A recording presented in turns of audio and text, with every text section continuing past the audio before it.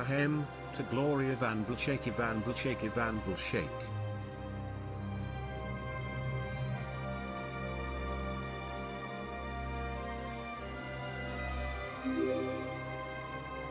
Stream baby is ahead of the real baby.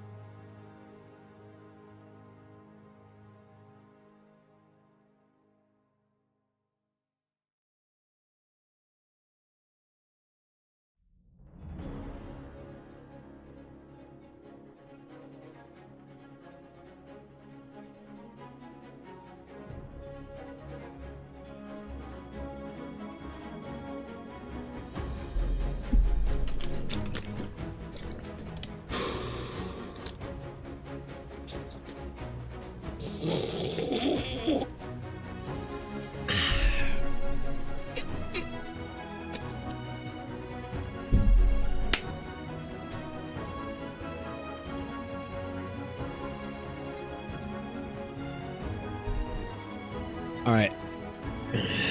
Let's see what works. Let's see, man. Oh, shit. I got sound. I got audio. Hey. Got video, kind of. It's a little, saturation's off here, okay. Well, welcome back to the stream. Welcome back to the VOD. Hello. Good morning. What's up, guys? Good to see you all and miss y'all. Please excuse the chaos. My house is still utterly destroyed. Completely. It's just dead.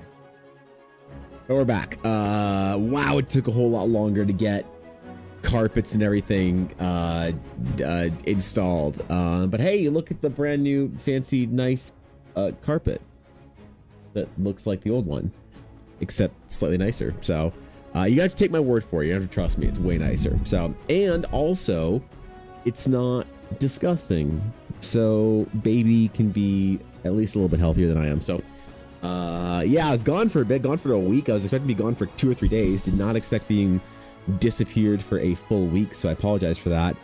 That was crazy, dude. That was crazy. So, okay. So we had to last week change our carpets out, right? Now, when you get your carpets done, they say, hey, just make sure the rooms are completely empty. And we were like, what's completely empty mean? They're like, well, nothing on the carpets, nothing at all. What? Yeah, man, you can keep your wall stuff, art up, maybe, kind of, some of it, shelving, sure. Ellen and I don't really have wall-mounted shelves in our house. We have basically all furniture. And our house is dense, okay? Like, I've been to friends and neighbors' houses, and they're like, oh my god, I got so much stuff. You walk into their place, bro, they look like millennial minimalists. They got like a couch and a TV, and they got a carpet and a coffee table. Ooh, that's a lot. These people aren't nerds. All right? These people are not nerds. They don't know. They don't know what it is to collect many things. So yeah, they said you need to remove everything. Problem is, a lot of the furniture, a lot of the stuff that's in our upper floor here, can't be, moved easily. So both desks had to get completely taken apart.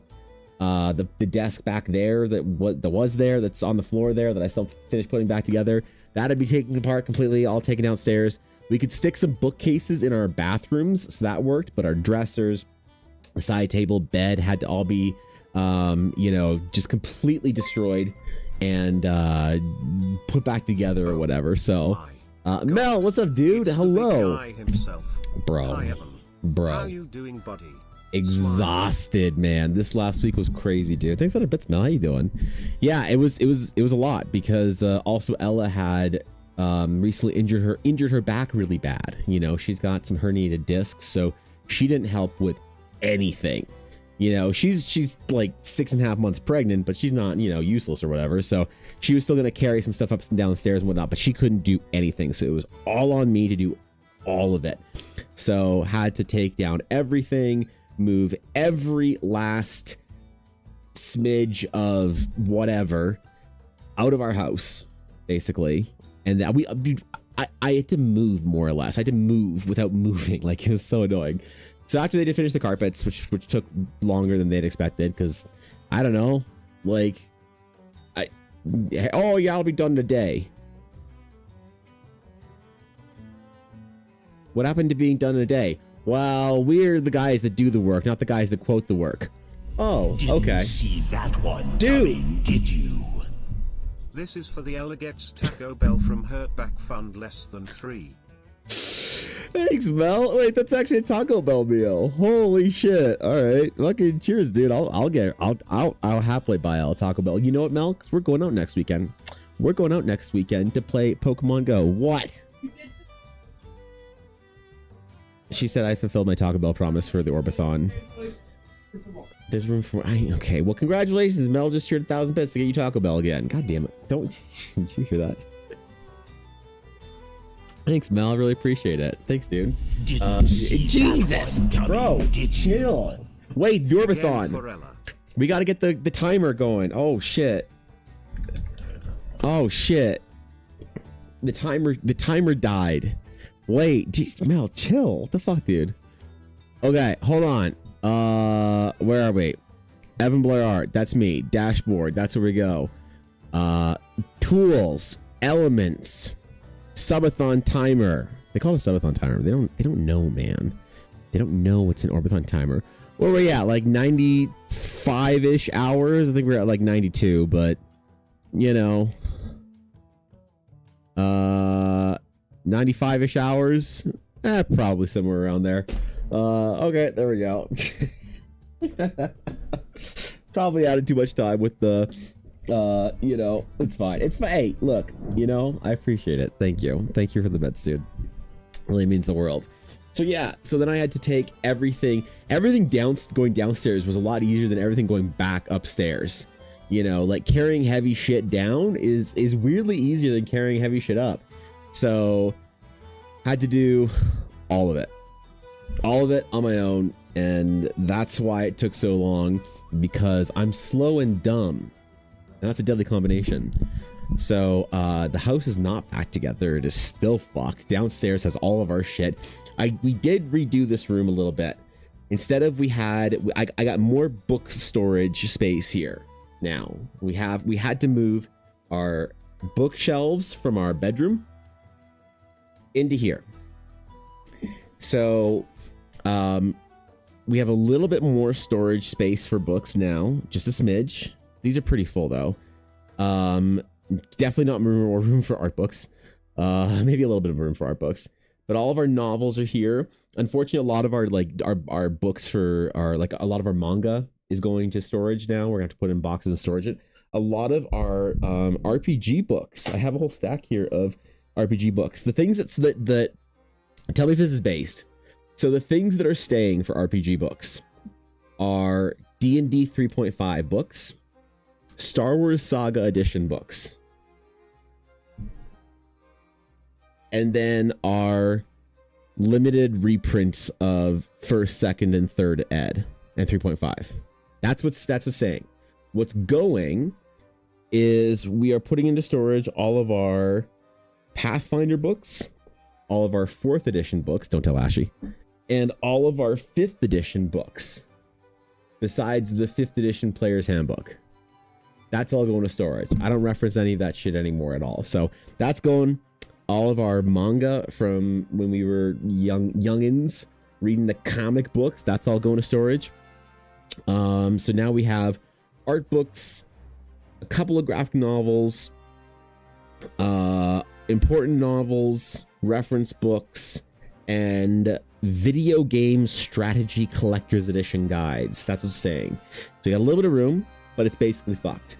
So we got to do some serious I don't know, planning and sorting. But hey, the baby's section of our bedroom is all done. The baby has a crib. The baby's got a little corner now and a little dresser. So that's pretty cool. It's exciting. You know, he's gonna have his own little half of our bedroom, and that's that man, that makes shit go get real. Yeah, that's real. Carpet looks all right. nice though, smile nice and fresh. Thanks, Mel. I appreciate it. It does smell like new carpet in here, which I didn't know how to smell until we left our house for a couple of hours yesterday. Came home and I was like, why does it smell like carpet in here? That would be why. So, you know. Oh man.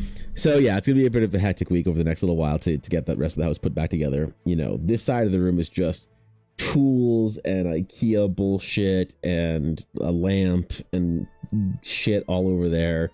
At least our bedroom is good. Our bedroom's completely done. So we got one place in our home that's like kind of peaceful.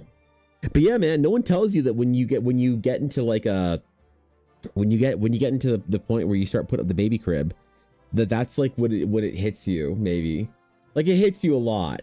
Like he literally hits you. I put my hand on Ella's belly and he'll punch the shit out of my hand. It's really, dude, that's fucking freak. Oh my god, the first time you feel them move and say, what the fuck? Anyway, but standing over the crib and being able to visualize it all, and you're like, oh shit, what's up? Oh, Ella and I went out yesterday.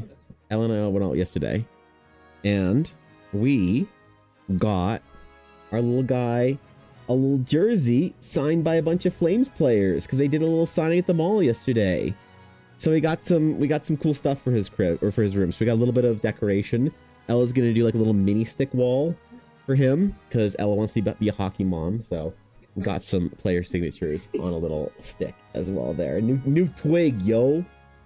So yeah, that's cool. That now we need to get another one for him, unfortunately, because this was the one he was supposed to wear, but then we got it signed. I know the Blasty one is cooler, so yeah, it's happening, man. Apparently it's happening. It's real. Like 2 months away or some shit. Wait, 2.5 months away. Oh god, I don't know if I'm turning into a boring adult cow. I've thought about that, not losing the, like, you know, whimsical nerddom and becoming a boring adult like our parents' generation did. And realistically, here's the problem. I see it happen. There's a couple of young couples around us, some that are around our age, that all have babies in that 0 to 1 range, and they got boring, man. You know, their house, boring. It's got like a couch and a place to eat and like a TV and then like a little nursery, you know? And it's like, what do you do? And I actually asked one of these guys. I asked a normie. Are you guys proud of me? I asked a normie,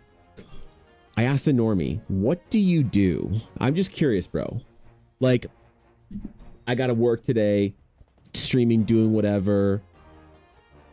After this, I'm going to do some more work around the house, get it together. So I'm not doing too many projects right now, you know. And then tonight, Ella and I are actually going out for a couple of hours because all this week are Pokemon Go events, leading up to one of the 2 big events of the year, which is this weekend. So Ella and I always really enjoy those. We try and go out for them, have some fun, walk around the mall, make some memories. It's great. And so we're going out today and tomorrow night, as well as then on Saturday for Pokemon Go. And it's great. So after I get home from that tonight, depending on how I'm feeling work-wise, I might play some Diablo 2 or some Age of Empires 2. But I have plans. And you know what? On February 27th, you know what I'm also going to be playing? I'm also going to be playing Pokemon Leaf Green when it comes out on the Switch. They just dropped that last week in case anybody fucking missed it. And then also in a week, we have World of Warcraft Midnight. And you guys know how I get out about World of Warcraft expansions. So I got a lot of shit. Aduria, what's up, dude? What's going on, man? How you doing, bro? Is that the meta for the entry for the day? Okay. Okay, let me put this into the browser and we'll check this out before we start working today. Okay, hold up.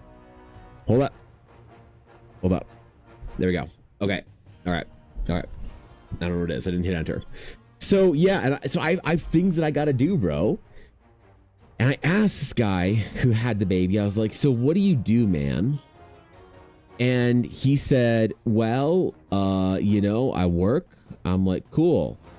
He's like, yeah, I go to the gym in the morning. I'm like, check, right there with you. He's like, yeah.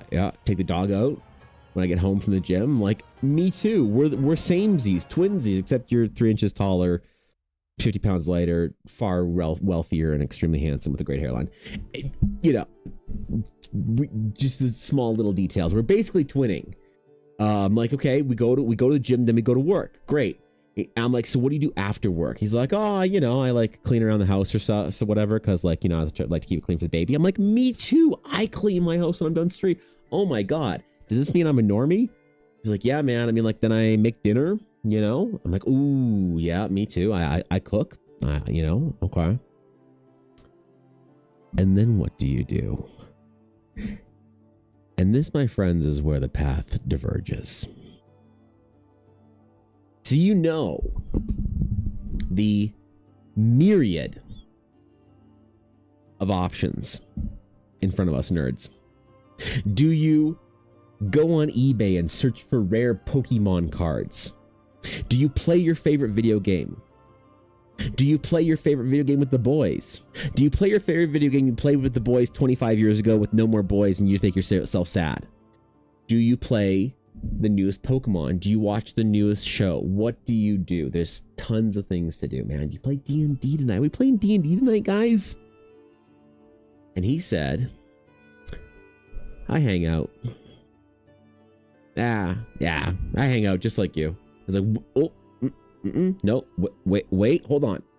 Just like me, I don't think that you hang out just like me, my friend. What does hanging out mean for you? He's like, what am I doing? Like, what do you want the specifics? And I was like, yeah. I said, okay. I get a drink. I'm like, then what? It's like, I walk over to my couch. I'm like, great. What do you do then? He's like, I put my drink down. I'm like, yeah, and then he's like, then I sit down, I take my phone out, and I open YouTube. I'm like, and then he's like, and I find a video to watch, and I'll watch a YouTube video on my phone. It's like, okay, and then he's like, and then I go to bed. I'm like, what do you mean? Because there's like a multi-hour period here. He's like, yeah, you just like watch YouTube and hang out for like a couple of hours.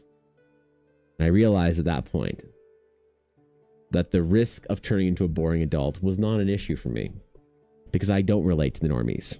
I don't fucking relate to them, man. These are responsible ass humans. Okay?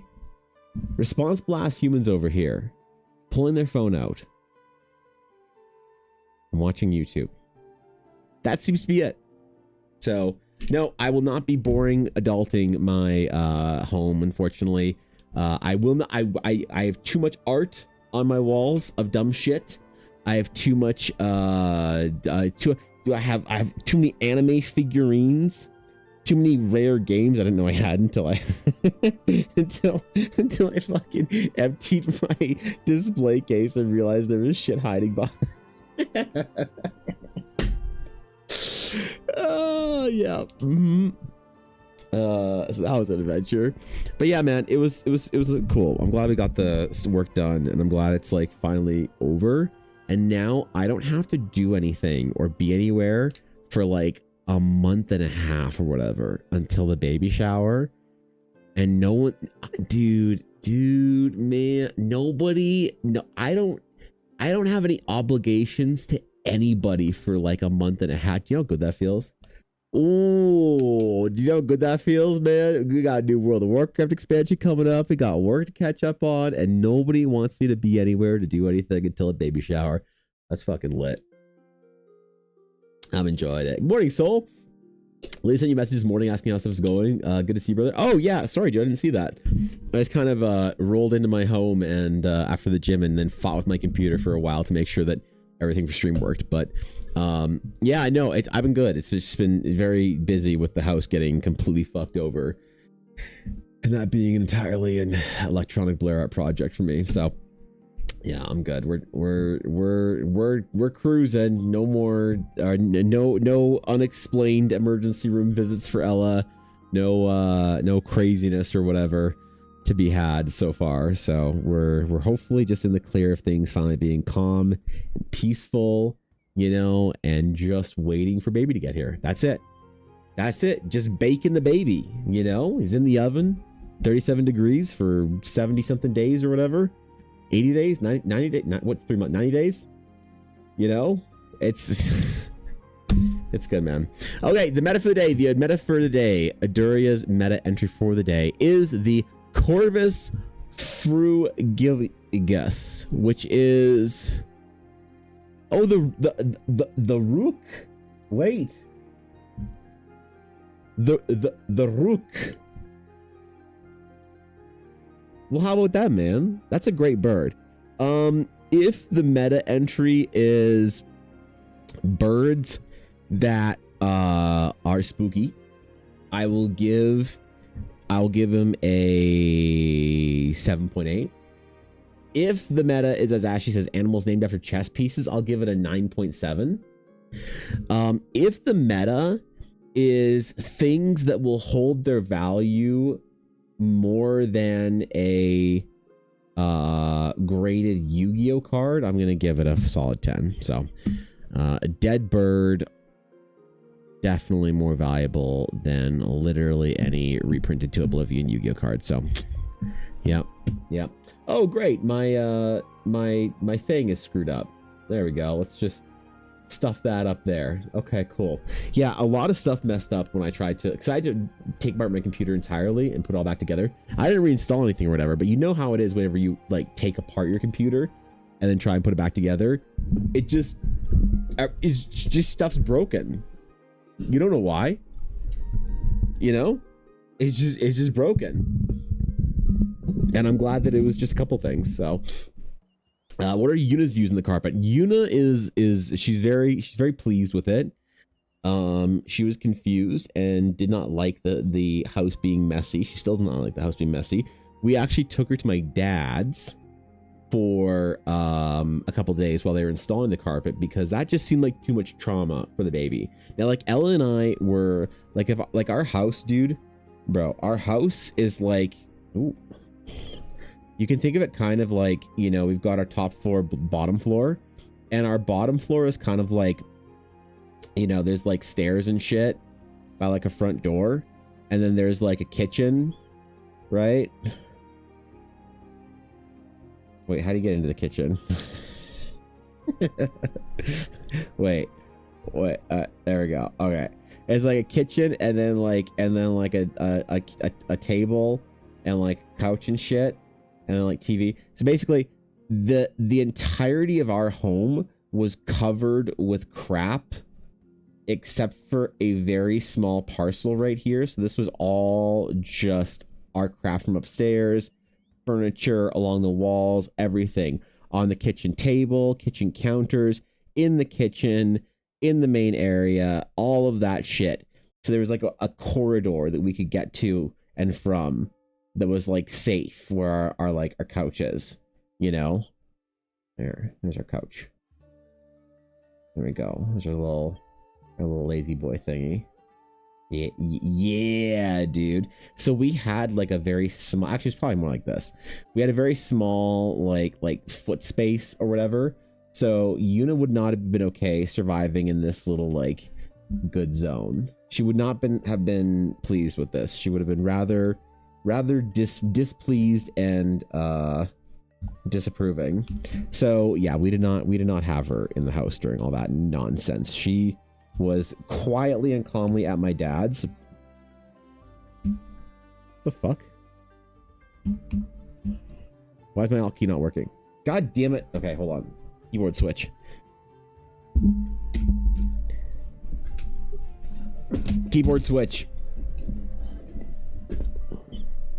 Does this keyboard's alt key work?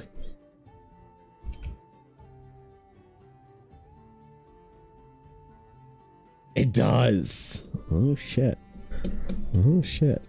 So yeah, we abandoned her. We left her to rot at my dad's house, where she was overfed, spoiled. She slept on the bed and had all of the carrots and Parmesan cheese that she could eat. So really, really not good for her development. Honestly, if you ask me, she is getting a little too comfortable being a little too comfortable. So I don't know what to tell you, man. I do not know what to tell you. I'm kind of over that dog. At this point in time, I stared at her for like 3 minutes today without blinking, upstairs, like sitting on the bed, and she decided that meant that she needed to herd me to the kitchen downstairs to get Carrot. So she's just not okay. I can't wait. Like I really can't wait for the baby to get here, for her to feel abandoned and unloved, as I hear all dogs do when the baby enters the mix. She'll finally get what she deserves, you know. Finally know her place in the world, the little rat mop she is. Oh, she's rat, by the way. Now she's no longer mop. So I've even well gotten traded off to a different show at my studio to help them put out fires to meet deadlines. I'm gonna must be doing something right now. Oh, okay. Is this a show you're excited to work on, Soul, or is this like a why did I have to be sent to this Z team kind of shit? You lived like a queen. She did live like a queen, dude. Unfortunately, she lived like a queen. She lived far too happy. So I need to, like, I don't know, remind her that the space at home is not infinite treats whenever she wants. Like, this is what it's going to be like to send your kids off to live with their grandparents. They're going to come home. They're going to be like, oh, but Mom, Grandpa lets us eat chocolate ice cream at for breakfast or some shit. You know, that I feel like that's kind of the grandparents thing, right? Is spoiling the kids.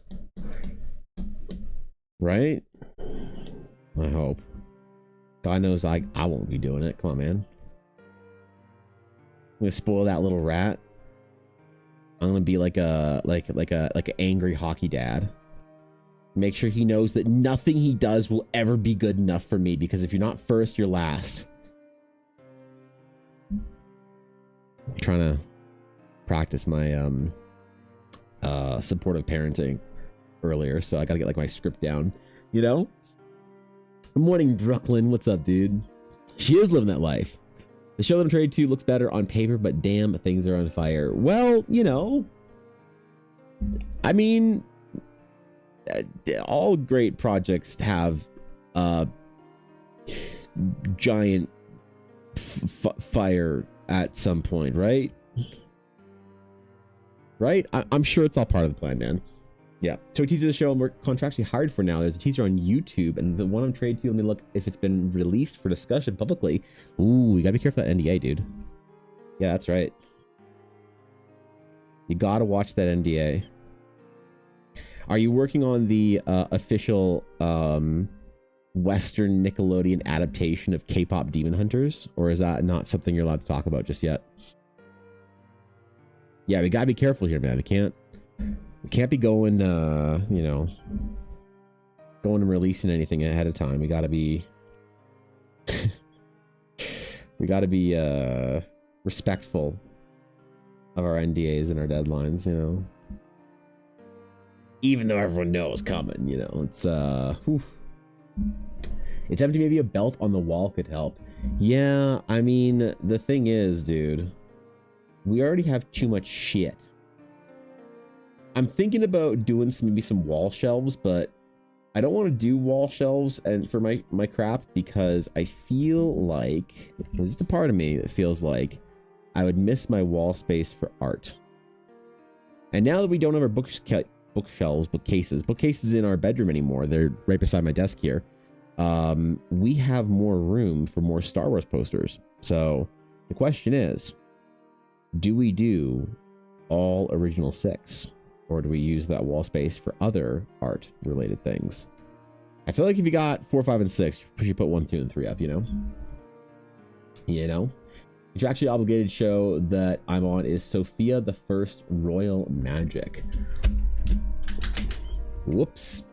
I just dropped my water bottle on my keyboard and hit buttons. Okay.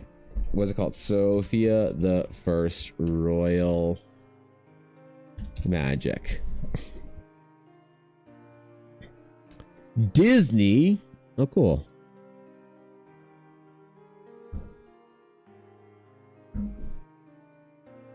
Is this just like Ultra Princess adorable show for the youngins?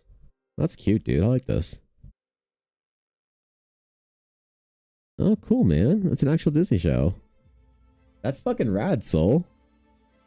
Well, I hope it's going well. Dude, Disney Junior, yo. I'm gonna have to get a fucking Disney Prime subscription or whatever, so I can show my little guy all the Disney shows. Princess for the youngins, yep. Well, that is one of the bummers about having a boy, is that you don't get to do the Disney princess thing. No bippity boppity boutique in Disneyland kind of shit. That's okay. My talents as a girl dad are wasted on a boy, but you know what? I'll figure out how to be a boy dad. Don't you worry. Don't you worry. I'll figure out how to be a boy dad. I'll like I'll teach him how to like fight or some shit. You know? I'll teach him how to play Call of Duty. Oh. I am actually going to teach him how to play hockey. That's going to be fun. That's going to be cool. Get the pond flooded in my dad's backyard. Just get some sticks, man. Play a little shinny. Let's go, dude. Wait, there's some princes in that show. Okay, well, not that I saw on the preview thingy. Maybe I could do the Disney Prince thing for him, see how he feels about that. That'd be kind of fun.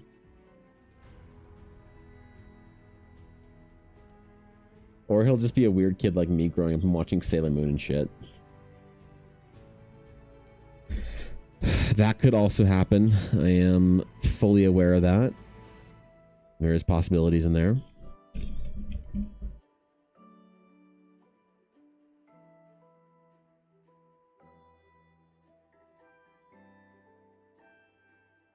I probably didn't have the most traditionally boyish upbringing. I remember my favorite toys were like combination of like Littlest Pet Shop, Polly Pockets, and then fucking Micro Machines tanks. So, didn't really have that classic boys upbringing, you know. And then when I found The Hobbit, it was over. It was over, man. Kivati Guts' sword really bring it all together. I wanted to, but Brooklyn's one of those particular picky, difficult clients that wanted to specify the class of the character that she got. So apparently she's a bard. Like, I was just gonna default and give her a giant sword, but you know, I gotta respect her, you know, intention with the character at least a little bit. I can't completely make the character better. Well, not better. I mean, in a sense of not that the character's bad, but just the character would be better in every single way with every level replaced as from bard and put into barbarian. Not to say that the choices to be a bard was bad, but just the choice to be a bard wasn't like a good choice, right? That's the difference, I think. You gotta help me out on this, Tombstone. I don't know how to word this. Yeah, I'm having a hard time here, bro. You know what? Let's just play Paladins anyway at this point in time. Should realistically just play Paladins anyway. I don't know what we're doing here. You're the best of both worlds. The worlds of Paladins and fighters. Weird how Bard isn't in there. That's fucking strange, man. The Bard is unbelievable. Look, you can say the Bard hate is like offensive, but it's completely believable after this point in the stream, you know? Yep. Look, I didn't say your character sucked and every choice you made for Addie was a terrible one, Brooklyn. I didn't say that playing with your character was like playing with the kid that didn't want to play the right game at recess, where you're like, we're all going to play Pogs. And she was like, how about we play Pop-Up Book instead? And you're like, that's not Pogs. I didn't say that like Brooklyn was the kid invited along because everyone felt bad for her, specifically the player, you know, and wanted to be a good person, do like the kind of like community service of like including this the you know, the kind of weird outcast kid. I didn't say that. Tombstone did. So don't blame me. All right. I think Addie's lovely. All right. I didn't say any of that shit. I'm just reading chat here, man. You know, just fucking reading Tomb's messages here. Paladin's the hit MOBA game of all time. Okay, dude. That's listen. That's too deep of a cut. We're not talking about Paladins, the MOBA game. Actually, if Paladins, the MOBA game, has more than double-digit Twitch viewers right now, I will do Paladins fan art. I mean, I won't, but it'll be funny if it does. So. Remember it was the DM. Yeah. See? Yeah. See? Got Paladin on the brain, bro.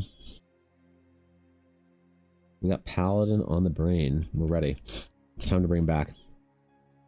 Actually, wait. Who's the Paladin? Valerica? No. Which one was the Paladin? I don't remember, dude. Look, it's been a bit. I've been drawing a lot of stuff recently. You gotta speak in fucking pencil crayon to me right now. There's currently 104 viewers in the Paladins category.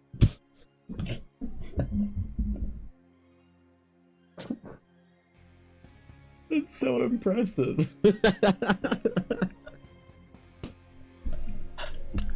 Thanks for our bits of Duria. Yo, Duria, you just cheered about as many bits as there are viewers for Paladins. That's crazy, dude. I'm honored. Thank you, man. Yeah, thanks, bro. That's very kind. Poor Paladins players. How many? Okay. Okay. I just need to know, man. There's 15 total streamers, Kiki. Oh, God, I was hoping there was one guy doing like retro game day. How many viewers are there in the Heroes of New Earth category? Because I still maintain Heroes of New Earth cleared League of Legends by a fucking mile when they first came out. Heroes of New Earth was the game. For some reason, the anime weeaboo fucking disgusting gooner trash, they all wanted to play League of Legends instead of Heroes of New Earth, a dark, gritty MOBA. They wanted to play with bright colors and fucking new and shit. And like, they were all right, obviously. 338 people are watching Heroes of New Earth.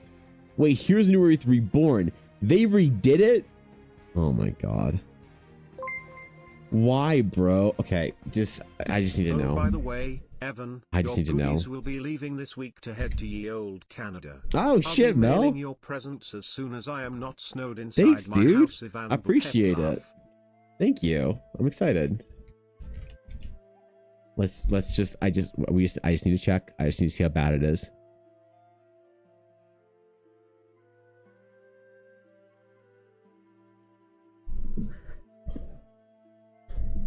I'll be honest, I did not think that there would be more than 150 players or people watching Heroes of the Storm without Ashy of Heart being live. Holy shit, man. There are partners that play Heroes of the Storm. You can still earn Twitch partner playing Heroes of the Storm, the greatest MOBA that has been released in the last several decades. The greatest MOBA since the 1970s, easy. I am shocked. But you know what? It's about time. It is a time for Blizzard Entertainment to retake their place as gaming's quality overlords. Yep. Sorry. I just need something real quick. Good copy. Oh shit. Oh fuck. I thought I was muted on a different screen. Yeah, okay. Yep. Do you think this new expansion is gonna be bad? New World of Warcraft expansion, man. Is this gonna be terrible? It's gonna be bad, isn't it? Oh, come on, man. I want it to be good so bad. You have no idea how bad I want it to be good, dog. I just want to play World of Warcraft with the boys for like 7-ish months. And then we can all give it up again for the next, like, 4 years. It's fine. Just 7 months, man. That's all I want. 7 months. 7 months of midnight. And that's it. And then I'll go to my old folks' home and retire. Yo, you think our old people in, like, 60 years, do you think we're all gonna be playing like classic WoW and shit, and like doing like fucking Nuzlocke challenges and shiny hunting and whatever? Because I feel like seniors homes in like 2060 are gonna kind of slap, dude. I feel like it's gonna be like a serious vibe being in a seniors home at that point in time. It's gonna be like a little mini arcade or whatever. It'll be a good time regardless.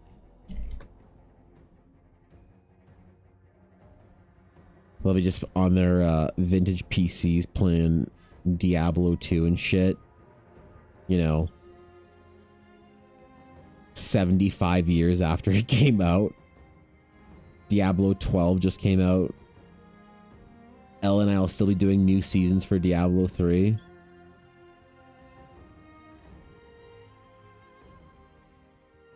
So, like, whizzed out on fucking old people drugs and shit, or whatever they give you when you're old. They don't even know that we're just playing the same Diablo game over and over again. Dude, I don't mind that. That sounds great, dude. What's up, Nick? Did some research. The show I'm helping with has been announced, but I don't think anyone is ultimately hyped for to release. There's news about it and the synopsis of it on IMDb, so I can obviously say the name. Just can't say anything else from it. Okay, fair enough. Look, if it's a bit of a risk or whatever, you know, it's okay if you would rather err on the side of keeping it chill or whatever.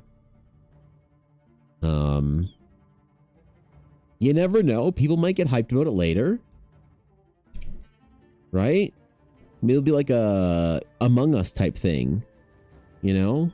A little indie game comes out, big streamer picks it up, and then all of a sudden it's this cultural thing. Again, just think of how under the radar K-pop Demon Hunters was. Greatest movie to ever exist on Netflix. Has won every anime award, if they've happened already, for last year. Considered by some to be the greatest piece of animation ever. Not by anybody that has an actual valid opinion, but considered by some. You know? Name is a name, not like I'm going to release episode details. Motel Transylvania. Is this like the Steve Carell movie Hotel Transylvania? Motel Transylvania. Let's see. What do we got? Motel Transylvania. Okay. Well, that's kind of cool. It's like the movie Hotel Transylvania that I never saw. It's like about vampires and stuff and monsters. That's cool. Yeah, man. Congratulations. The project should be cool. Maybe. I don't know. We'll see when it comes out. Fuck yeah. I hope it's good. Hope it's sick. Hope it's well received. Pay your animators more, studios. Let's go. That's cool, man. Congratulations on that. Whether you got reassigned to a team or it was a passion dream project, it's still pretty cool to have your name in credits, isn't it? I've never had my name in credits on a video game, except for one, and you guys will never find it and never know anything about it. And that's the way we'll keep it. No one will ever know. No one can ever know. Yep.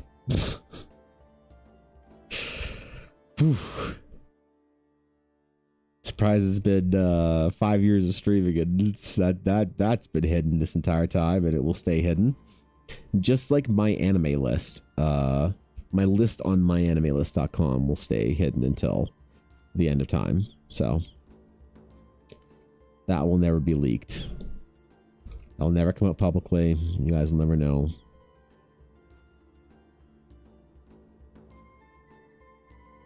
That's still fun to have your name on like official credits. There's like a legitimacy that comes with it, you know? Like a lot of people don't think that it's like real stuff, you know? I got talking with one of the guys who was doing installing for our carpets.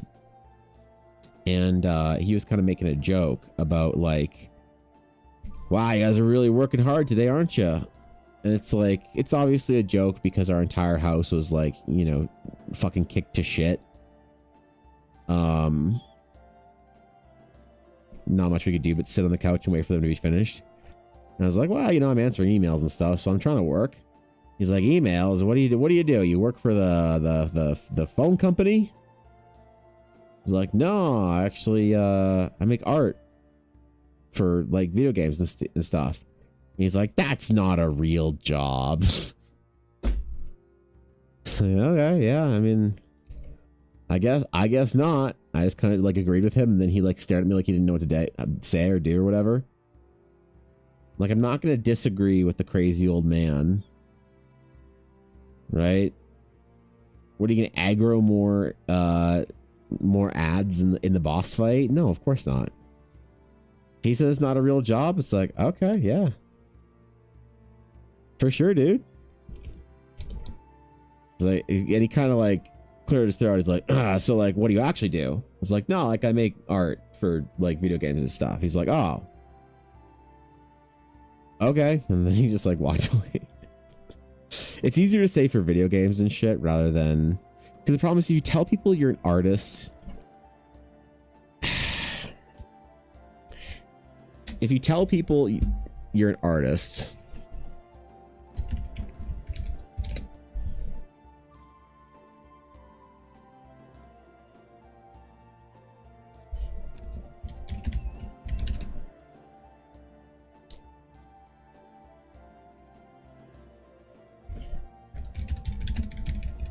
modern art student. Yes. I can't find any with a beret. But if you tell people that you're an artist, they assume that you're some sort of like out of employed, you know, starving homeless person that just gets by on government grants. So I never say to old people I'm an artist. I'll say I do art for and then something, you know. And the easiest thing is just to say video games. So I told him that. I don't know if he believed me. Because, like, that's not a real job, right? Girls Frontier 2 video game credits.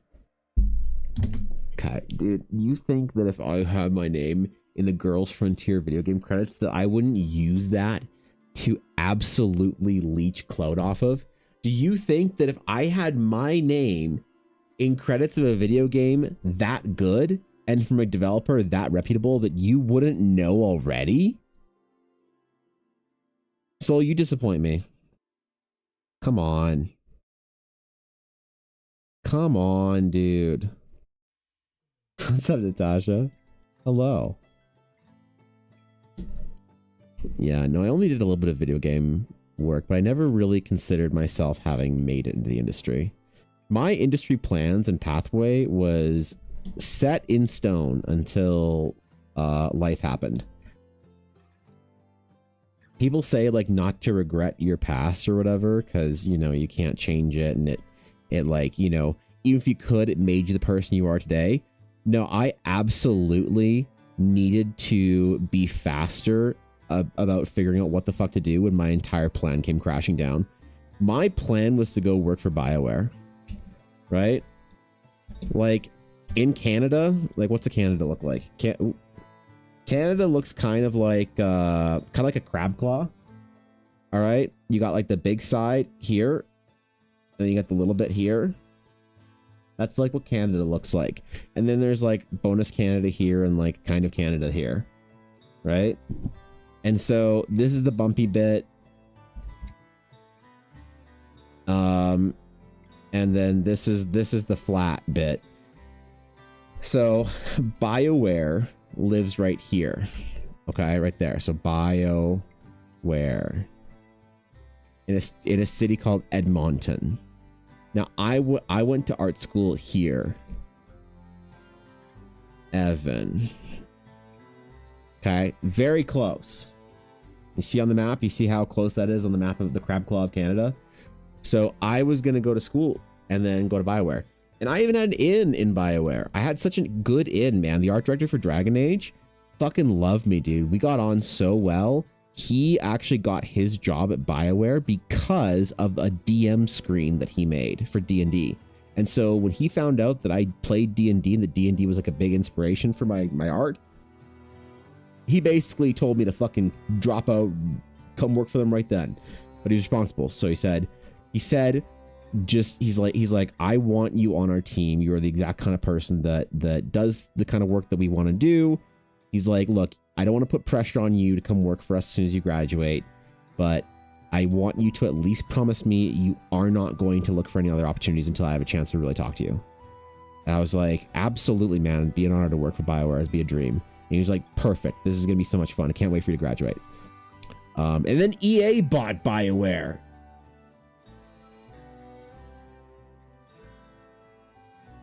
And then everyone fucking quit or was replaced or moved to sports games. including him. So I was like, shit. Damn it. Oh, if only I was a year or two faster. Fuck. So it's like, after that, like, oh shit, what should I do, guys? Should I go to the US and be an intern somewhere at a video game company? And I decided ultimately, like, that probably would have been the best thing to do, is to go be an intern at, you know, at some studio or whatever in the US. But I didn't want to, because, you know, Ella was still in school and needed me there, and I didn't want to leave her. So, you know, we had a hard conversation of whether or not I should go take an internship somewhere, and she just finishes her school, and then we have to be apart for a couple of years. But, you know, we ultimately decided not to, and I'm glad I'm glad that that was the decision. We made the right decision. We made the right call. But I do think that I should have tried a lot harder to find other video game work opportunities sooner. You know, well, I wonder where that guy is nowadays. What's his name? Hold on. Art director for Dragon Age Origins. What was his name? Dean Anderson?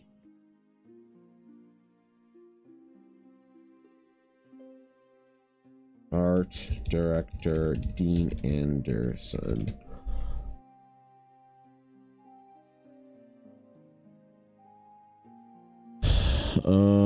Richard Dean Anderson.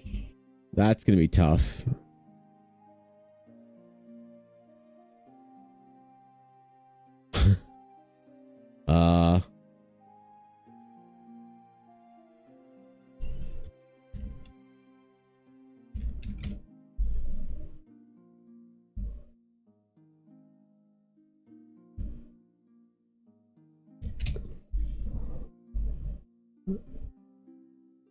Yeah, no idea. No fucking clue, man.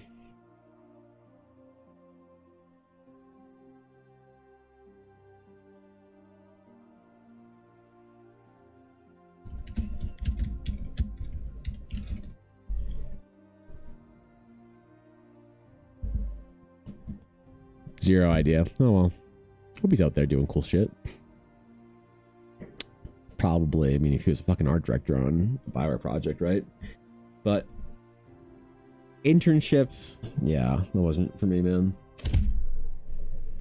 I worked on the promo trailers for that game and doesn't want to take credit for it at all. Why not? Well, somebody doesn't know how to have fun. They looked at High School of the Dead scenes for reference when it came to those trailers and making things close to what the client wanted. Am I thinking of the right game?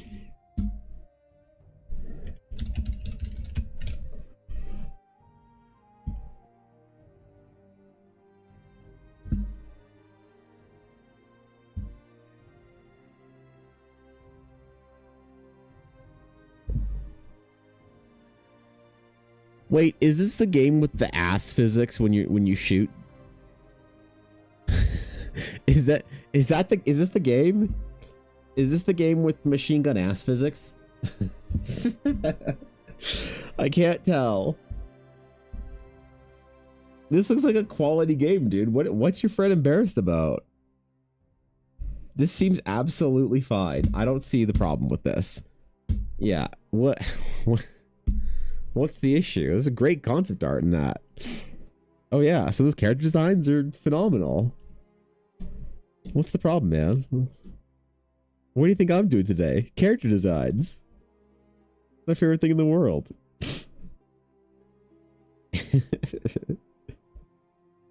Yeah, come on, dude. That seems great. I don't see the problem. I don't see the problem. So what if they put some ass physics in your video game? You know? Like, you're already if you're playing a gacha game, you're already a hopeless degenerate. You've already, like, given away your ticket to being anything reasonably decent in life. Let's just enjoy our fate.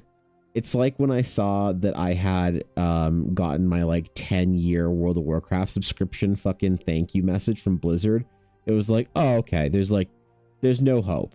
There's none. That's it. It's just a farewell letter to having a real life. Let them enjoy their ass physics in their video game.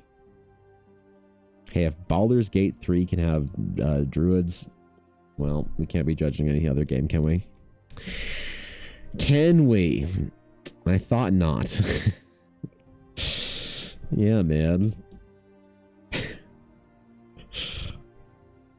Whew. It's a tough one, isn't it? Yeah, I don't know about that. All right. All right, so for the different pieces of cloth on here, I need to do multiple layers of unwanted, functionless, useless, but overall really aesthetically pleasing detail. So we might spend a while on this. So get fucking cozy, man. I might actually zoom in on the recording. Layers of cloth, layers of functional and non-functional belts, bags. Dude, I remember I had a client once that said, hey, can you not do like your bag thing on my character? And I was like, what? It's like, yeah, you know, it's like, yeah, you like always put bags on characters. And I was like, well, yeah, because like they're usually adventurers. Oh, is this character not an adventurer? Are they like more of like a heroic figure or whatever? Like, no, they adventure, but just like we play like a historically accurate D&D. I don't know why that just immediately like fucking triggered something when they said historically accurate D&D. Because like maybe I'm just being an asshole. Like, am I the asshole for being triggered when someone says historically accurate D&D? I was like, oh, okay, cool. So like, what do you mean historically accurate? They're like, well, like, you know, you don't carry your own bags in D&D. You don't have pouches everywhere. You have like squires and serfs to do that for you. I was like, oh, cool. So how do you like manage the like smell? It's like, what? Yeah, like how do your characters manage just the noxious odor of feudal Europe? Like, well, no, it's like what do you mean? Well, yeah, like everybody's diseased and like, you know, dies at 35 and right? Like how do you manage like sepsis and stuff? Like, wow, it's like you know, there's like magic and stuff for that. Okay. Okay, got it. All right, sick. So, what weapon do you want? Oh, my character's a rogue who uses a rapier, and then I just like threw my fucking computer off the window. So, I threw my computer off the windowsill. It went straight into the Hudson River in Canada. It's now somewhere near Greenland, just floating off into the northern Arctic Sea. Because as soon as he fucking said rapier in medieval D&D, I just couldn't do it, man. Couldn't do it, bro.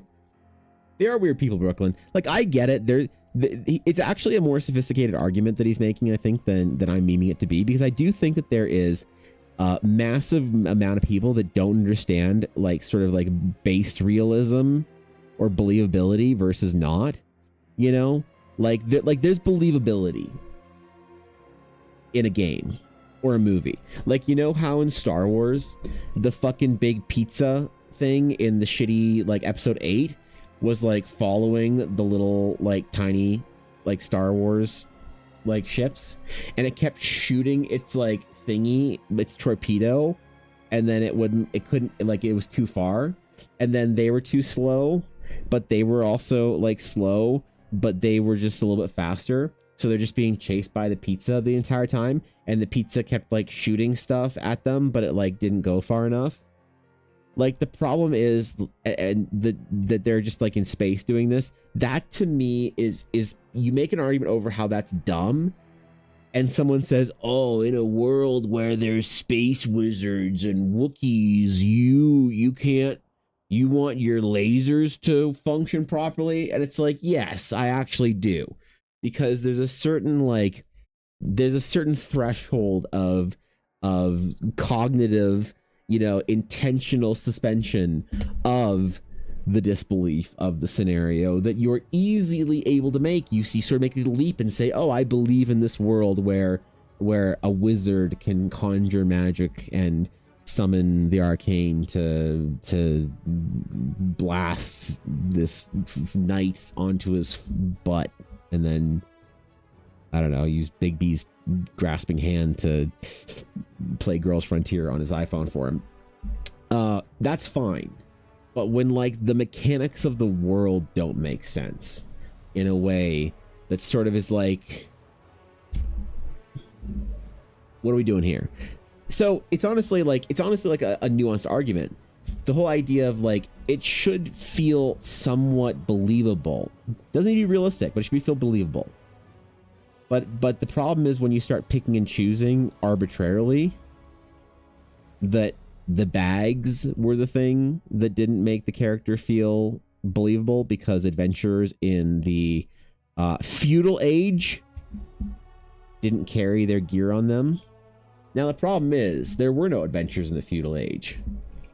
Now in the feudal age, you chose one of a couple of career paths. You could either be a lord. You could be a Lord Nepo baby.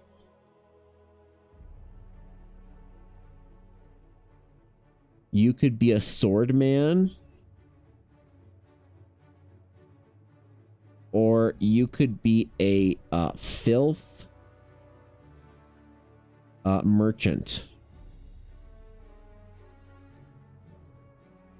So the problem is none of these individuals went on adventures. So there was no feudal adventurer. The closest thing was when Nepo Baby was supposed to crusade, because some guy over here said, okay, crusade, please. And then you're like, well, if I'm gonna be a Nepo baby, I gotta take the sword boys and go crusade, I guess. So that's it. So I don't want to hear nothing about historically accurate adventures. Give the Nepo baby player background in Eldara. You absolutely can have the Nepo baby player background in Eldara if you want, but you have to promise to play one. The Nepo baby player background in the Realms of Eldara is the background where instead of getting bologna sandwich with Miracle Whip and a non-branded fucking Kirkland juice box, you in fact get a peanut butter and jelly sandwich with a bag of chips and a Capri Sun.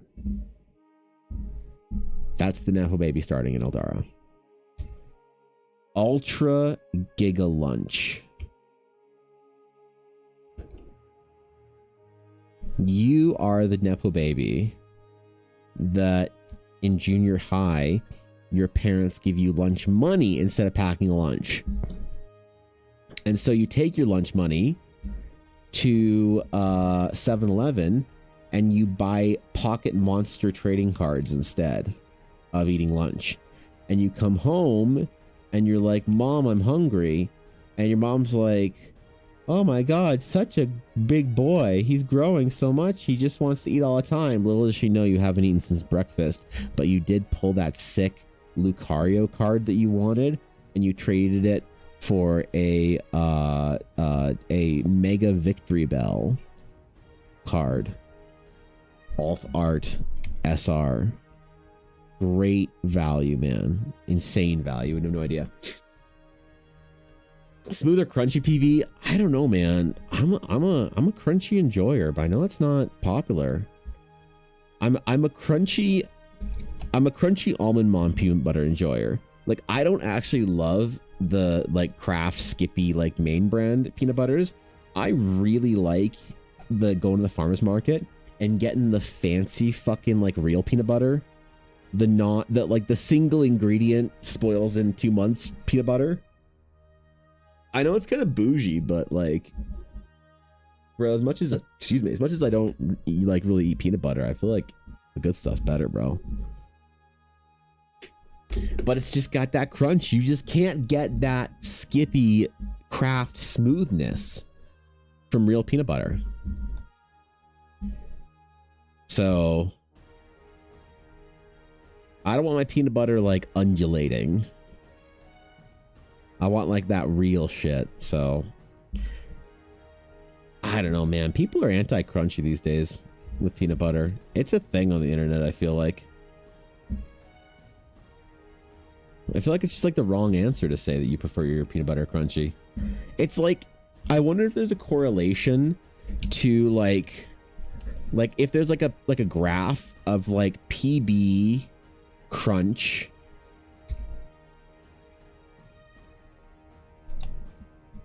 to like OJ pulp. Like, is it all of the like neurotypical normal people that are like, yes, I like crunch and pulp? We're like here, right? And it's like all the autistic Ella Blackwood eaters that can't have crunch or pulp in their textures. They just need textureless food and drink at all times. Everything has to be only a texture of thickness. That's it. It can be thick or not. That's it. It can't be crunchy. It can't be pulpy. It can't be like, you can also compare that data, that Venn diagram, with people that need to separate their food on their plate. I'm really just shitting on Ella Blackwood at this point in time. Let's face it. She's not that bad anymore. She used to be I don't like my food touching. Now she's pretty chill. But the peanut butter crunch thing, she just can't do it, bro. It's just not popular anymore. Yo, Azalea, thank you for the fucking 30 months, bro. How you doing, Azalea? How you been? How was your Azalea? How was your bout of I hope you're not still in your bout of ridiculous hours. And if you are, God help you. Oh my god. Oh my god. Cream peanut butter is superior. You think so? So Azalea, answer me this. Riddle me this, my lady. How dost you taketh the pulpness of your orange juice? If you are a smooth peanut butter purist, how pulped do you like your orange juice? Or do you require so little pulp in your orange juice you don't even want real orange juice? You want like orange juice product, like Fanta or Sunny D. Pulpy OJ. Okay, so pulpy OJ but no crunch. Look in place like Bard. Some of that helps the crunchy argument. That absolutely helps the crunchy argument. Now we have a full painted picture here.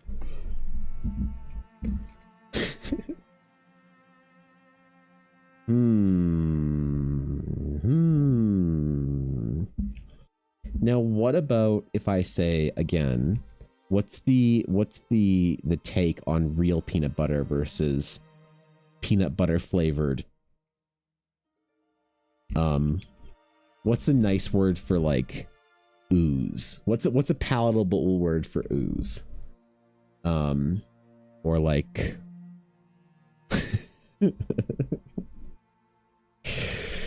I can't think of it, man. I can't think of a culinary term for palatable ooze.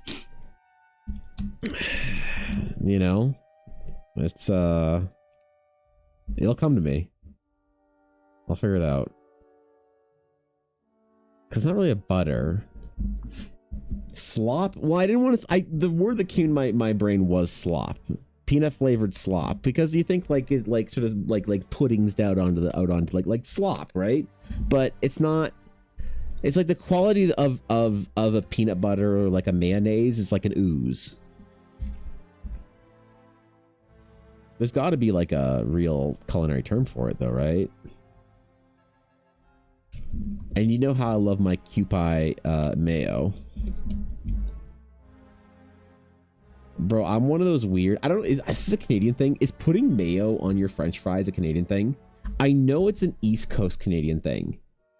I know it's like a... Like I first found out about the glory of mayo on french fries from a friend of mine that lived in Prince Edward Island, which is a province in Canada, even though it's an island. It's like a district of Washington gets to be a state. Prince Edward Island gets to be a province, even though you could walk across it in like an afternoon. So I know it's like a Newfoundland maritime sort of thing, the mayo and French fries, but I like it, man. And I see it more commonly, but I don't know if it's like if it's also like an East Coast America thing, or if that's just like strictly a Canada thing. That's it. That's it. Screw you. You put mayo on your fries, you're from Canada. All right. Here's your trapper hat, your beaver shoes, and your maple syrup bottle. For real PB, I just can't stand my crunchy bits, my PB. So like farmer's market, like expensive bougie PB. Actually, I had crunchy peanuts butter recently enough to have a true opinion. Well, fucking time to Tombstone. Hold on. Hold the fuck on. Tombstone, you are the dungeon master. What the fuck do you mean you haven't had crunchy peanut butter enough recently to have a true opinion? When was the last time, like, of all of the times that your players are bribing you with snacks and food, you're telling me that not once in recent memory have they made you peanut butter cups and used crunchy peanut butter? Because I know your players aren't ungrateful fucking messes, failures of humans.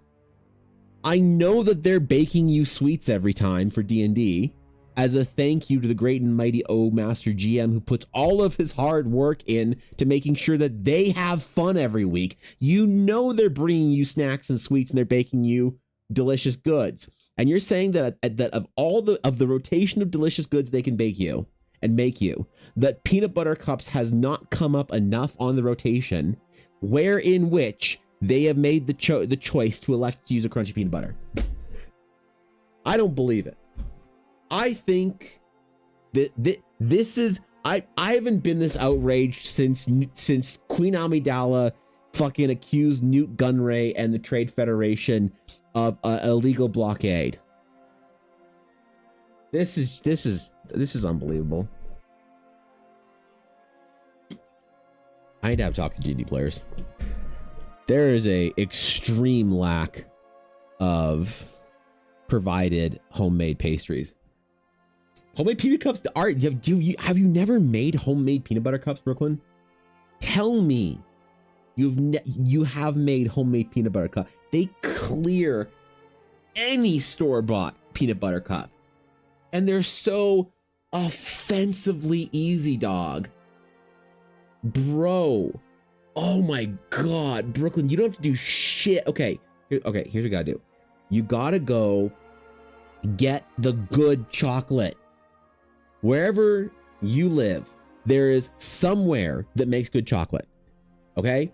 If you live in like Canada, you could go to like Purdy's. You know, it's a Canadian only chocolate store. It's like really fucking good, really high quality stuff. Uses that couverture chocolate. Okay? That's the classification. We also got Bernard Calibou here in close to Calgary.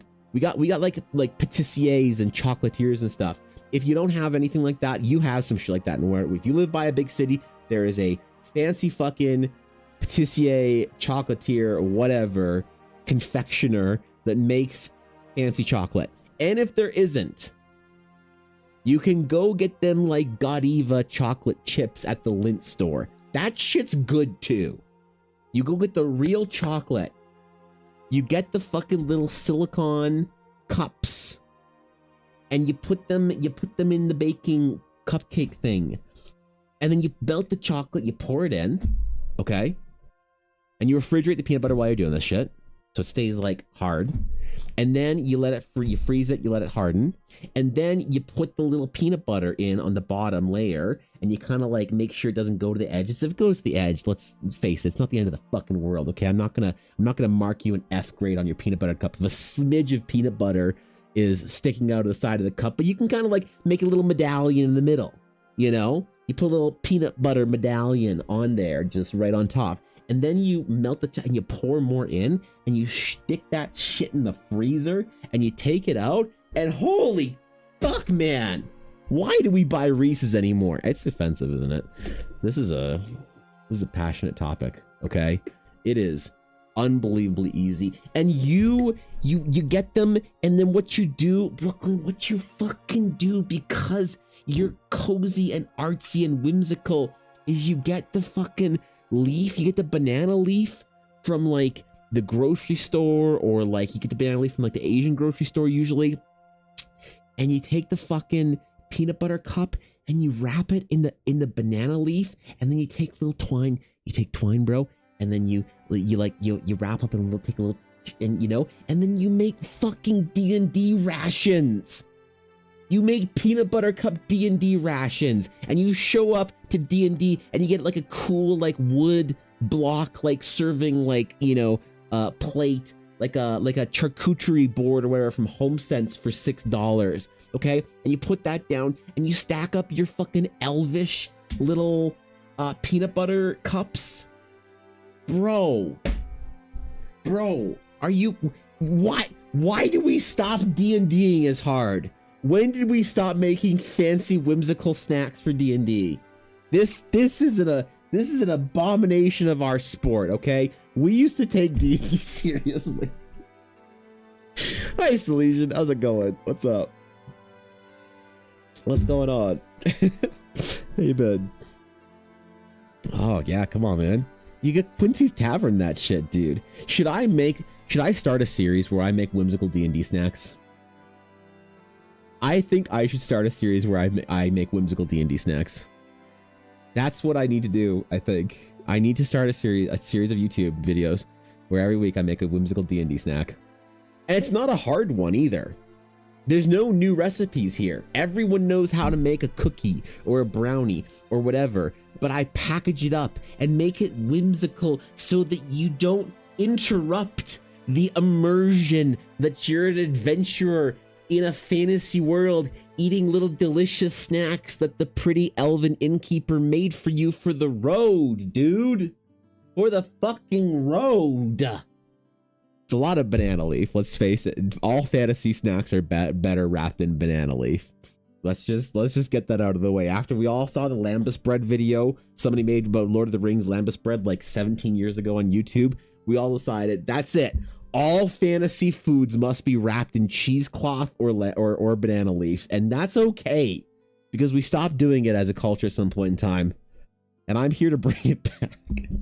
You think if I did a whimsical D&D cafe, that do you think anyone would come to it? It's just regular like food and snacks and treats and stuff, but it's just all whimsical. It's like you order tea there, but it comes in like a weird teacup, like with dragons and shit on it. Or both if you're feeling fancy. Hold on, man. You got to leave me somewhere to go for my YouTube videos. All right.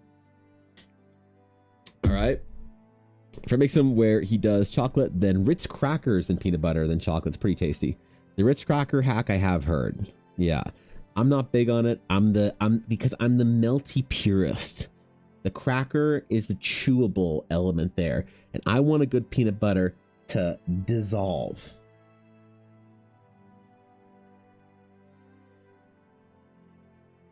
Wait, this is an art stream, right? Nah, shit. Okay. Anyway, the D&D characters with exposed leg. Okay, here we go. Yep.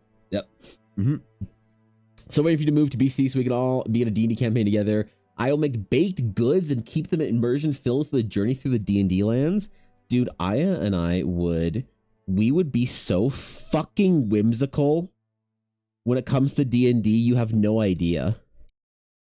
We would spend all of your and Ella's money on Amazon to buy fancy like lights for our like lamps and shit for our D&D tables, and like fake plants, to make cozy whimsical D&D, bro.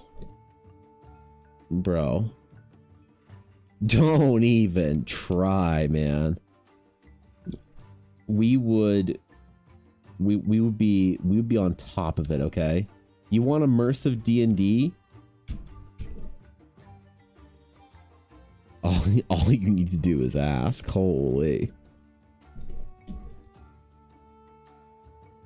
Maybe I should ask Quincy about how to start a D&D style pastry series. I'm sure he'd have some opinions.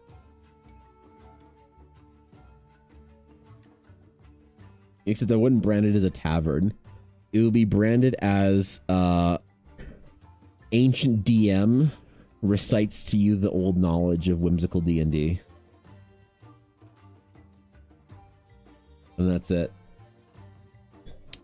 You made a meal from the Witcher 3 cookbook for one of our campaign sessions for wine, braised beef stew, and whatnot. Let's go, dude. Oh, yeah, man. I would start, like, if I had the means as far as space goes and whatnot, I would start, like, barbecuing and, like, braising and stuff, food, like, the day before, you know? Beef stew and dire boar ribs with, like, dwarven sourdough, forge bread, charred quail. Oh, yeah, man. Oh, yeah, bro. It'd be an event. Holy. D&D in person with Evan when he has time is, it's a tradition that I try and uphold from the elder DMs. The elder DMs who are never whimsical for our generation. Nope, they just ate cream cheese straight out of the, what do you call it? Carton? No. What do you call a yogurt container? Like a plastic cup that houses a lot of a thing that you're not supposed to eat out of, but you spoon things out of into smaller vessels. Whatever that is.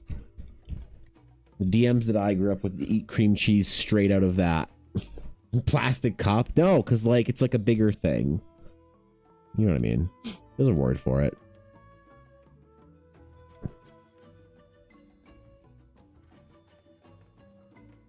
And then just continue to forget their pizza money. I have a friend. Plastic tub. Tub's good. Yeah, the tub. Thank you. I have a friend who I think still owes me somewhere in the realm of like $400 for pizza money. Over like a 3-year period of forgetting pizza money, I think he owes me probably somewhere around $400 still.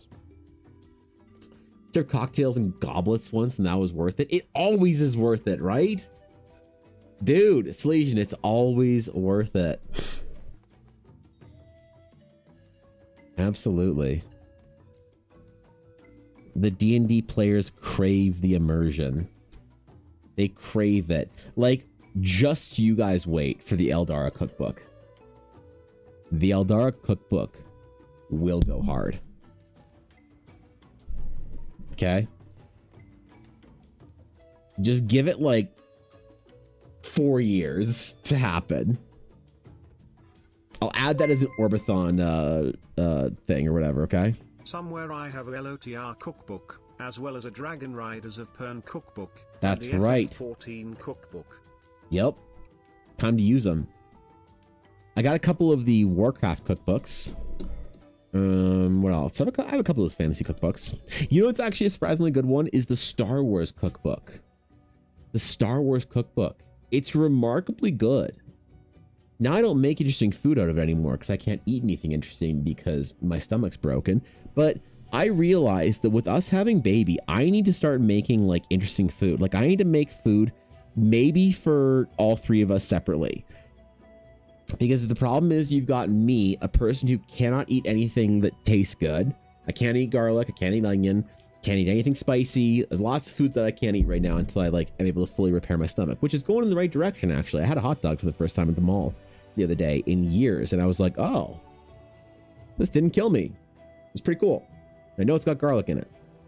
So maybe one day. But I need to make food, boring food for me, and then I need to make the baby. I need to make him growing up. I need to make him interesting, cool food with lots of spices and introduce him to flavors from all around the world. You know, curries and fucking Moroccan food and fattoush salad and shawarma and everything, man. Give him a good palate. And then I need to make chicken fingers and fries for Ella. So I need to cook like 3 meals for dinner, I think, every night. You know, one for me, one boring version for me, one palatable version for Ella, and then one version for baby. As he's growing up.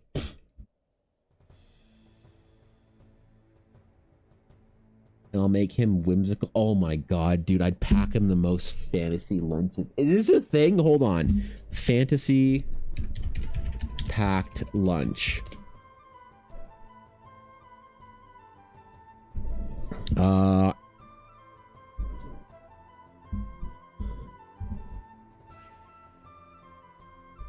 This is not a thing.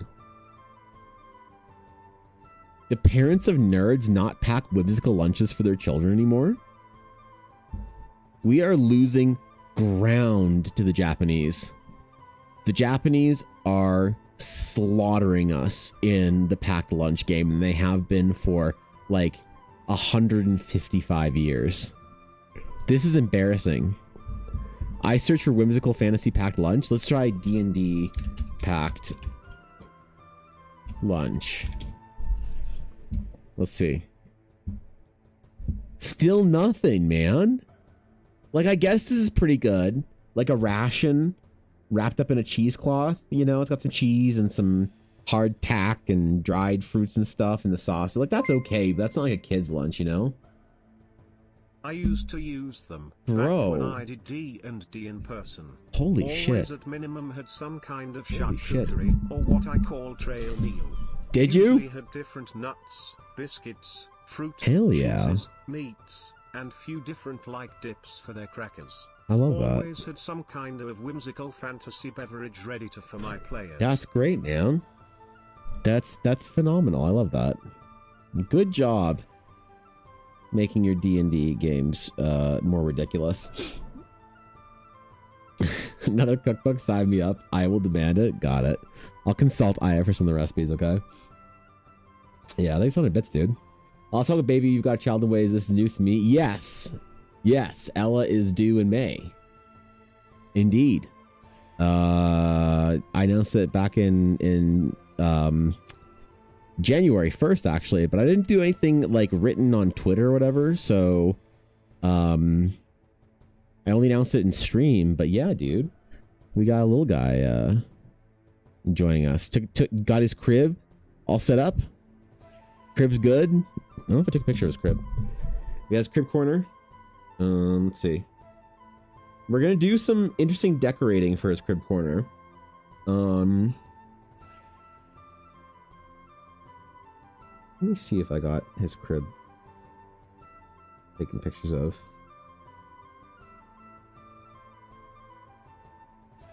No, that is... Let's see.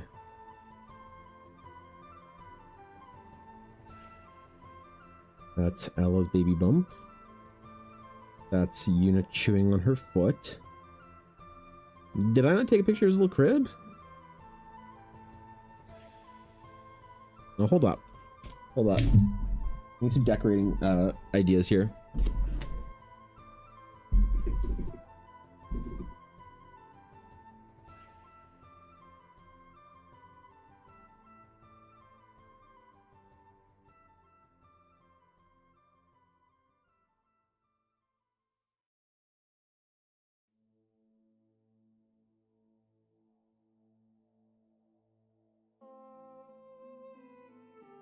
Alright. This is what we're working with here. This is what we're working with here. We got we don't got a lot of space, but we got some wall space here. So this is the corner of our bedroom. There we go. With crib. Right there. So we got a corner, we got two walls there. Evan. Yes, that's me. Birthday 2 weeks ago. What? I even got a 4-day weekend. It was nice. Tilda. We took a 4-day weekend and I didn't know?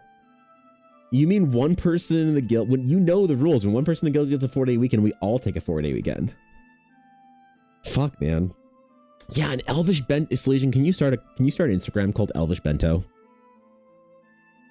I challenge you to start an Instagram called Elvish Bento and not have 100,000 followers in a year. But yeah, dude, that's what we got. Right there. So we got wall space. Obviously, we're not going to put shelves above because you don't shelf above a baby's crib. But, yeah, he's got his little jersey and his little Star Wars blanket on there waiting for him. So, I don't know, man. I don't know what kind of, like, wall decals. There's some Star Wars ones from a company called Lamb and Ivy. Now, just remember, Elle and I aren't doing the like super obnoxious baby stuff because like we still have to live in that room. But this company called Lamb and Ivy does like a Star Wars thing. And so they have some wall decorations and stuff. They got like Star Wars lamp. It's a really nice lamp. A little mobile. Like a little light up wall decor. You know, this is pretty cool. Let's do something like this. And like it's not obnoxiously baby, you know, it's like still kind of cool. I think, right? It's like $40 Canadian. What is that in American? Like $12.50? The price of a fucking Big Mac or some shit when you convert from our ridiculous made up shit currency. But yeah, dude, like look at these little decals on the wall, little Grogu. I feel like that's not so offensive that we couldn't have it in our bedroom, right? If we did have a girl, we would have gone full. I would have allowed Ella to go full Disney princess. I would have like called her on the Palpatine fucking like hologram thing and been like, execute order, princess baby, and just let her go ham to heal her inner child. But since we're having a boy, we're doing more Star Wars and Dragons. So I think Star Wars stuff would look good in a room, but I gotta find here's the wall decals. I feel like that's not offensive, hey? For having like in your bedroom. That seems okay. Right? I think so. I don't know. It's obnoxious, cute as hell. I can't handle it. Legit created Insta to follow this Elvin Bento. Yeah. Maybe that's why I call the YouTube channel Elvish Bento. And then I have to co-run it with Silesian, where we just upload cozy bentos and take sponsorships from meal crates, and both of us retire early. Just once a week, each of us, we just upload an Elvin Bento. And then we do sponsored posts. Let's go, dude. I have another couple we know. This dude in May, how sweet. Yeah, dude, it's coming up. It's coming up real fast. Real fast. They do not tell you how fast time goes when you are pregnant or expecting. Ella's like, how is it already 7 months? Help. We have a baby shower we got to go to, though. I don't know about this. I don't know about this, man. The family wants to throw a baby shower. I'm a little nervous. Never had to do a baby shower before. Only baby shower I ever went to was a very low-key chill one for my brother and sister-in-law. And that was it. Because none of my friends are having kids, like, at all. We like it is so ridiculous that we are in our mid-30s and we are the first in all of our friend groups to have kids. Like, I get it, you know, people are having kids later, but just to think of like the like legitimately 24 couples that Elle and I know, and we're the first to have all this shit. It's a lot to think about, all right? We don't have anyone to like model it off of, you know? Figure what they did and then do it better because it's a competition. So Ella's trying to make some normie friends. Problem with normie friends is that they don't want to talk about Pokemon Go with her. So, you know, or Diablo.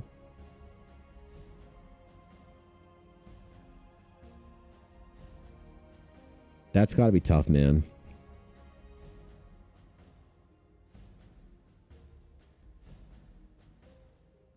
You need like a degenerate gamer mom support group out there, all right? Sounds like some Facebook shit or whatever.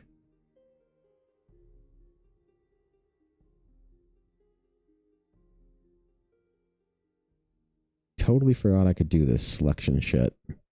I did this all through the project I burnt through in January. I'm so excited to see it. Actual legitimacy to my name. Let's go. Oh, wait. I gotta do a thing with that project. Fuck. Al, remind me to do a thing after stream for the project, please. Remind me to do a contract, to send a message for the contract thingy. Not gonna lie, I had a couple friends who had kids, and it did kind of consume everything in their lives. Like, your friends seem scared about it, but I feel pretty sure it doesn't have to.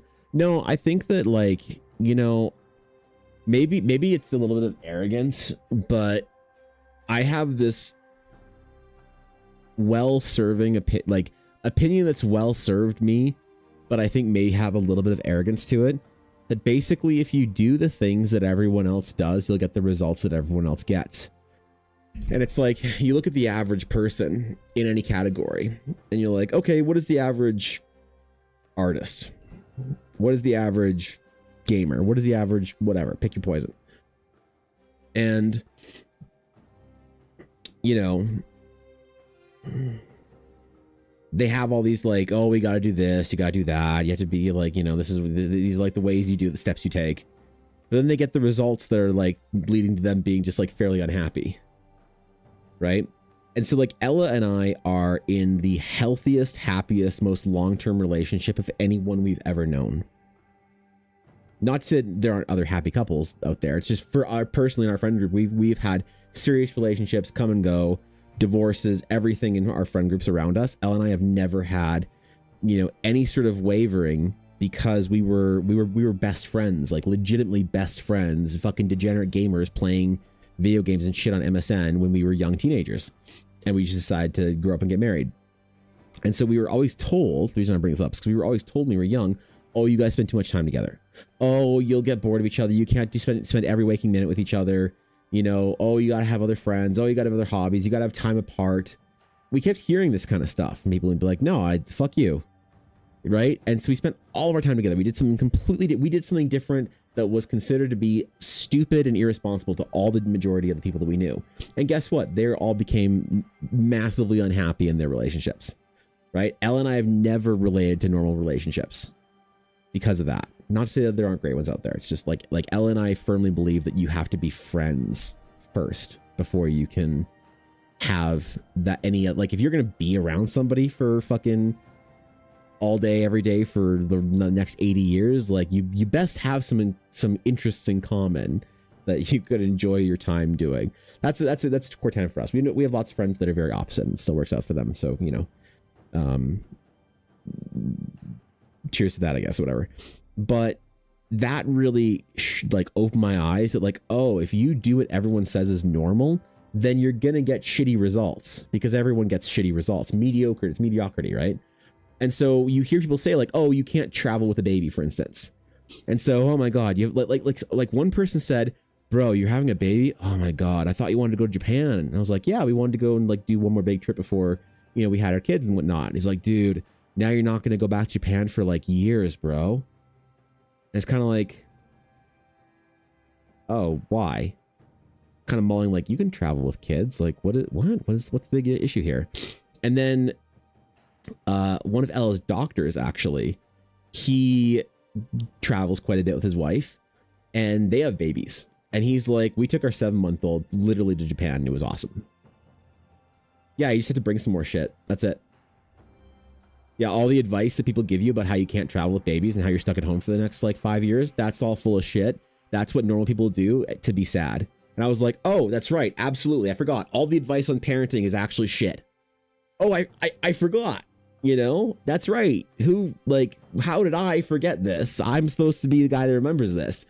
And so, you know, I think about that whole thing about how like people lose their identity when they have children and it consumes them. They just become like, you know, that's it for them. They lose all their hobbies. They stop doing cool stuff. They stop pushing in life for their own ambitions and aspirations.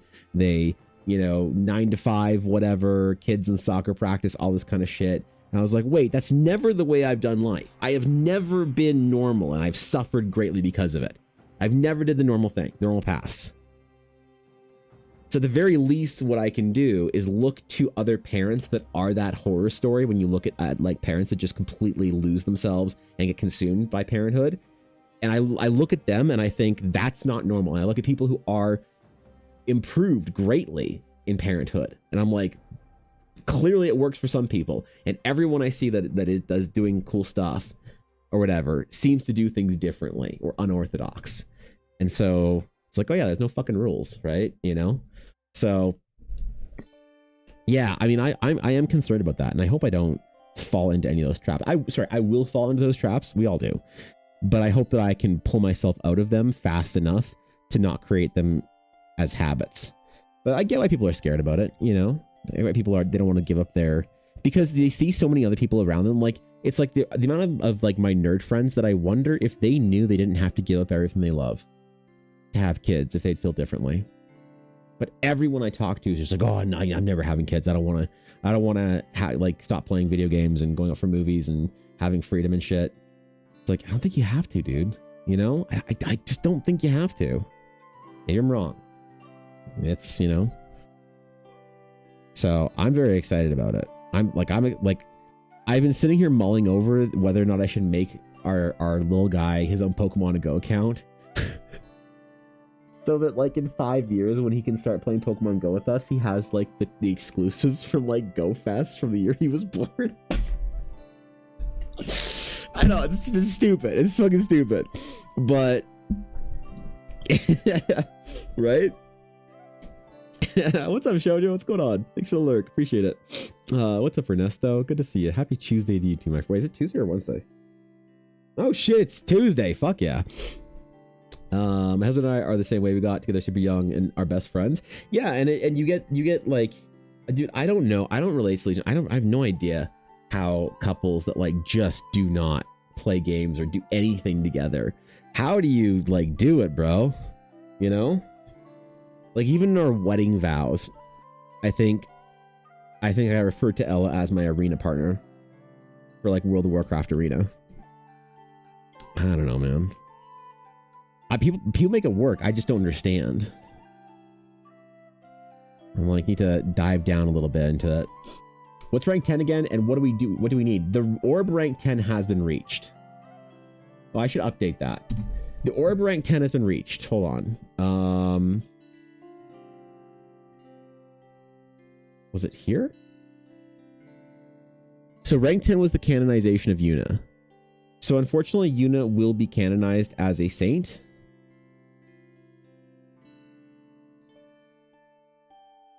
Yes, Yuna is in fact canonized. Rank 11 is Evan doesn't end stream until he beats Minesweeper. So I gotta update that. You're right. Shit. For goal needed for rank 11 orb. There you go. Rank 11 orb. We change rank 11 to what? What do you want to change rank 11 to? I thought you guys agreed on this shit. Look, you can change it all you want. I'm fine with that. You guys have to agree on it as a collective. Where's my stream?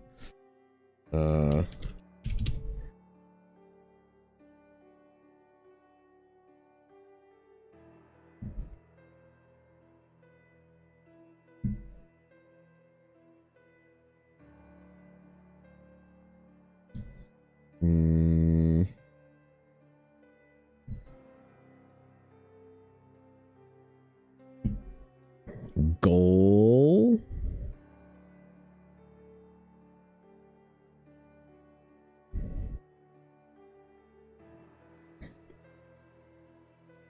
Manage goals. You change your names of the ultra promo, as there are two of us who definitely getting that.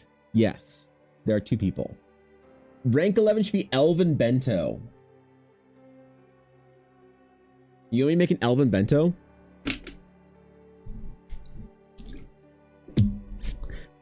Canonize Runa? Runa doesn't get canonized until like rank like 35 or some shit. let's see. You want Elven Bento. Do you want this to be a real rank? Or another stupid meme like canonizing Yuna? Because it's going to be a rank. Listen, the ranking is arbitrary here.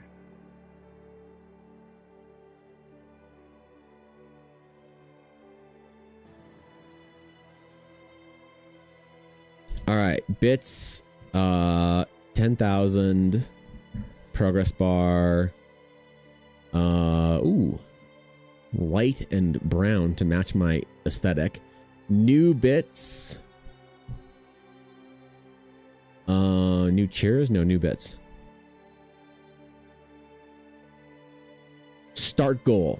All right, you want rank 11 to be Elven Bento? Because I will make the first in Elven Bento.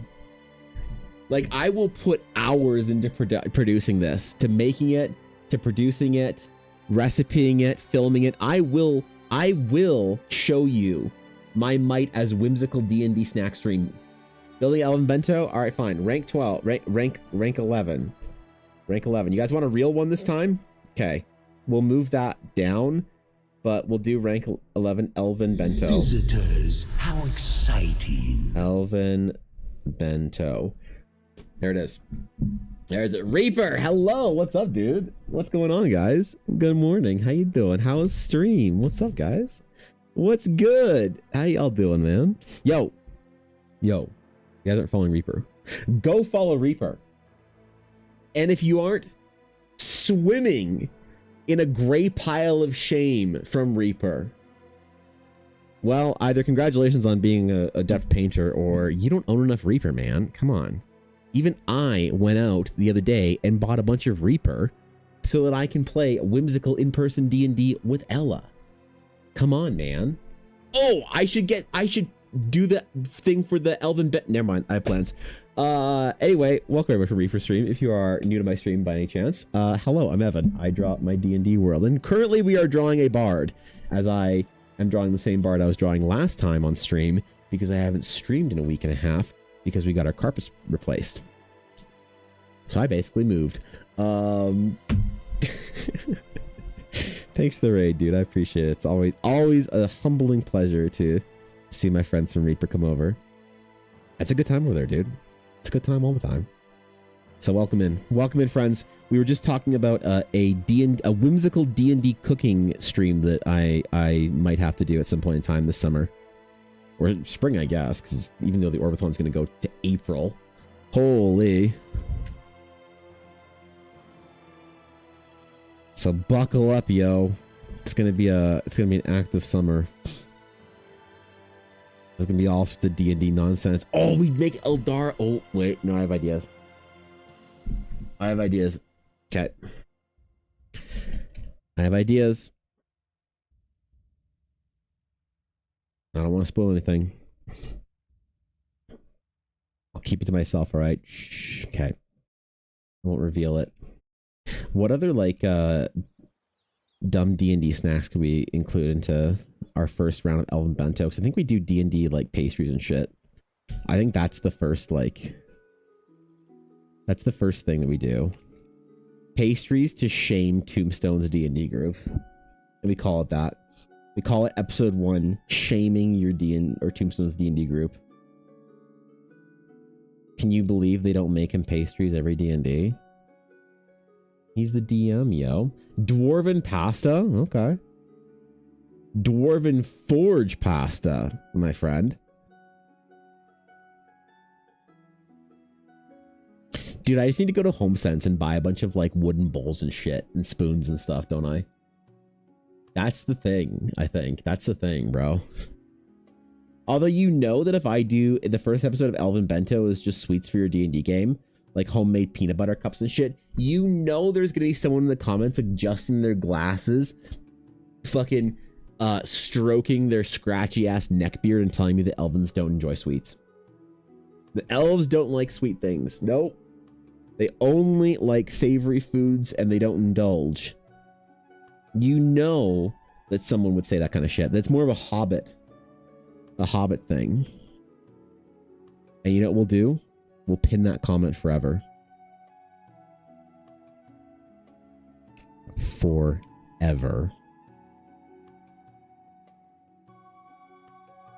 We'll VIP them in Twitch chat as well.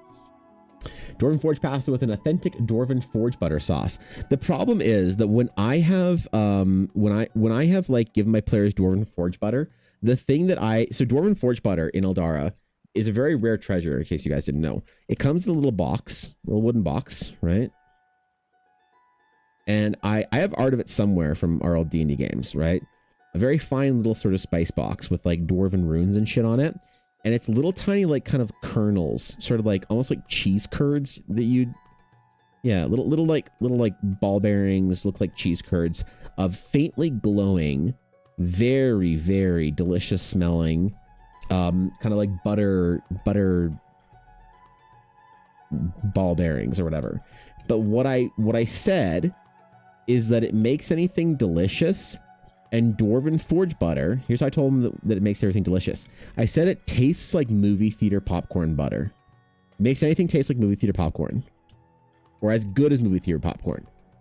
And so, since then, and from that day, it has been the most, like, coveted piece of loot that any of my, like, existing D&D players can receive in their Realms of Eldara game is a thing of Dwarven Forge butter. So I don't know how I can do that.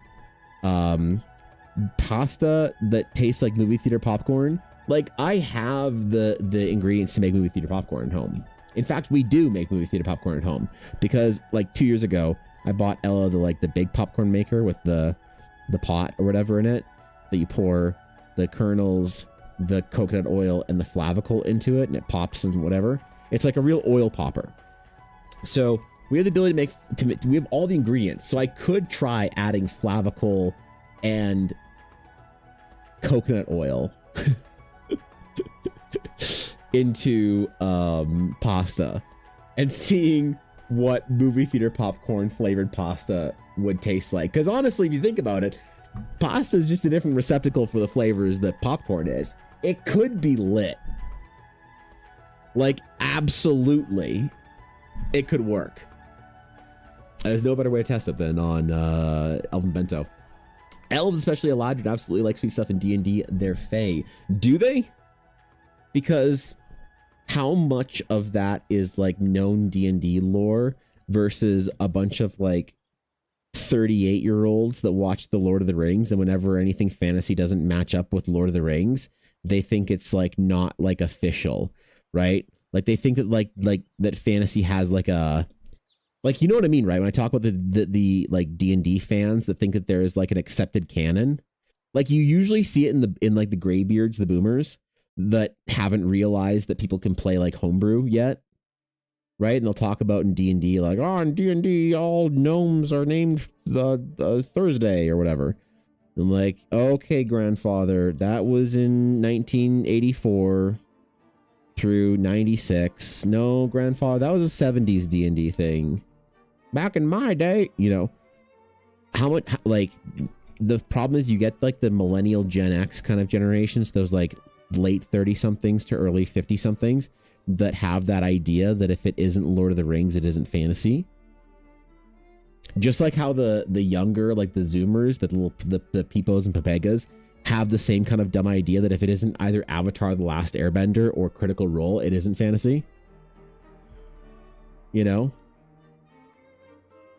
Well, I saw an Avatar that fire wizards could cast fire magic with their feet. I can't do that in D&D. No, Olivia. No, Liam. Sorry. That's not...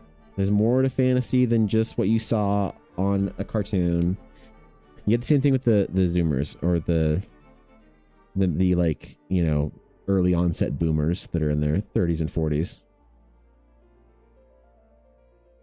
But I don't know how much they'd be okay with a deviation from that solution. That was absolutely my headcanon, but those who insist elves don't like sweets are assuming they're in Lord of the Rings. Yeah. They're still there mentally, I guess, you know? They just hit the 2008 financial crisis. They checked out, went back to Lord of the Rings. They've been there for the last, you know, 18 years. IRL folklore, you leave sugar and milk and stuff to appease the fae. Exactly.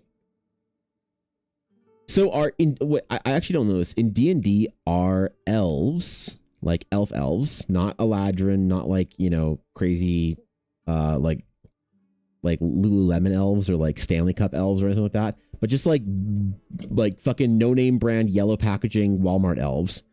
Are Walmart elves in D&D, in modern D&D, are they still considered fae? Like if you are a DM and I say I'm going to sense detect fae and you have an elf next to you, does your DM point out that you detect your friend Nick? Like, is that still a thing? Because I actually have no idea, to be honest. You could tell me either, and I would absolutely believe you without questioning, even the slightest. Elves aren't fae, they have ancestry, but they are disconnected now. Okay, so they come from a tradition, though. They haven't been fae since Second Dead. Okay. Because I would have put money down that elves were fae in 3rd edition. I would have put money on it, man, that the elves I grew up with were fae.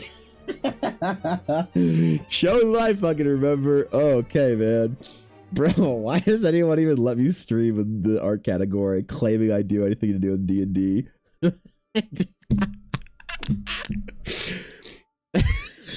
I should go to Madari's Twitch channel and be like, Madar, I just found out some crazy shit. Did you know elves weren't fae? Oh, she's not live anymore. Shit. Damn it. Damn it. As a true boomer, there is far more fantasy than Lord of the Rings, even though that's still one of my favorites. Just like there's far more science fiction than Star Wars or Star Trek. Exactly. Cookie Mon Steve is the guy that rereads the entirety of Dune every single year just to be different. So, no, I agree, right? That's the best part. But it's weird though, Steve, that you've probably seen a lot of the the arcs of people like having like a general assumption that it should work a certain way because the main accepted, you know, way of it, you know what I mean, right? Like everybody accepts that things work a certain way, and so they presume that if you have something similar in your fantasy world that it must also work the same way. Fantasy, I think fantasy is actually more guilty of that than science fiction. Right? Elves came from Fae, but through living in the material plane, we lost 8% of the Fae in them. Yearly Dune is too much. Decadely Dune is too much, Steve. They have Fae lineage and are born from the blood of the gods. Corellian. Corellon? In 5e, it's splitting hairs. Oh, I see. Okay. So you can still say that elves like sweet things. So elven bento could just be pastries and candy. Except, well, here's the thing. If you do just pastries and sweets for elven bento, the problem is you're going to get some Critical Role brand new to D&D little peepos that have no idea about D&D or fantasy outside of Critical Role saying that that's a tiefling thing. Because a jester. What I'm saying, I think, is we're going to upset somebody. We're going to ruffle some hairs somewhere. We're going to bother somebody. Someone's going to be upset about it no matter what we do. No matter what we choose, there's going to be somebody not pleased with what our choices. I guess all we have to do is just try and own them.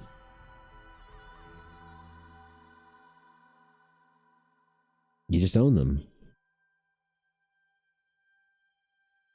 Wait, and then if I show off elven bento recipes on stream, I could write off my grocery bill. I could do it. Reasonably, yeah. There's a lot of that.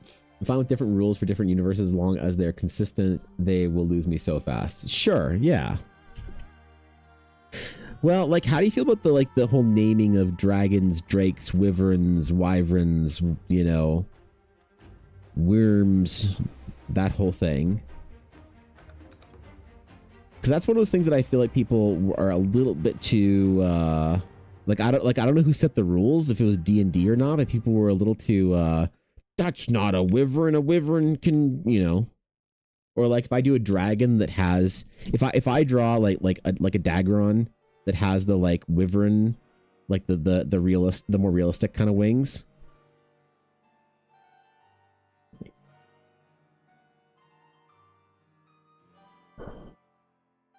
Doing his like wyvern boy shit. And you say, yo guys, look at my dragon. You get the one fucking YouTube comment being like, that's not a dragon, that's a wyvern. Dragon has 6 appendages and that only has 4. That's a wyvern. You're lying. You know what I mean? Like that to me is a little bit much. But those people exist in droves. You'd think that it wouldn't happen, but man, people get pedantic. It's like, I'm sorry, did I miss the official rules naming for made up fantasy fucking fire breathing giant flying lizards? Like, is there an official forum for this somewhere that I wasn't invited to? What's up, Simon? But I'm a millennial and I never heard a Critical Role before I started working with them back in 2023.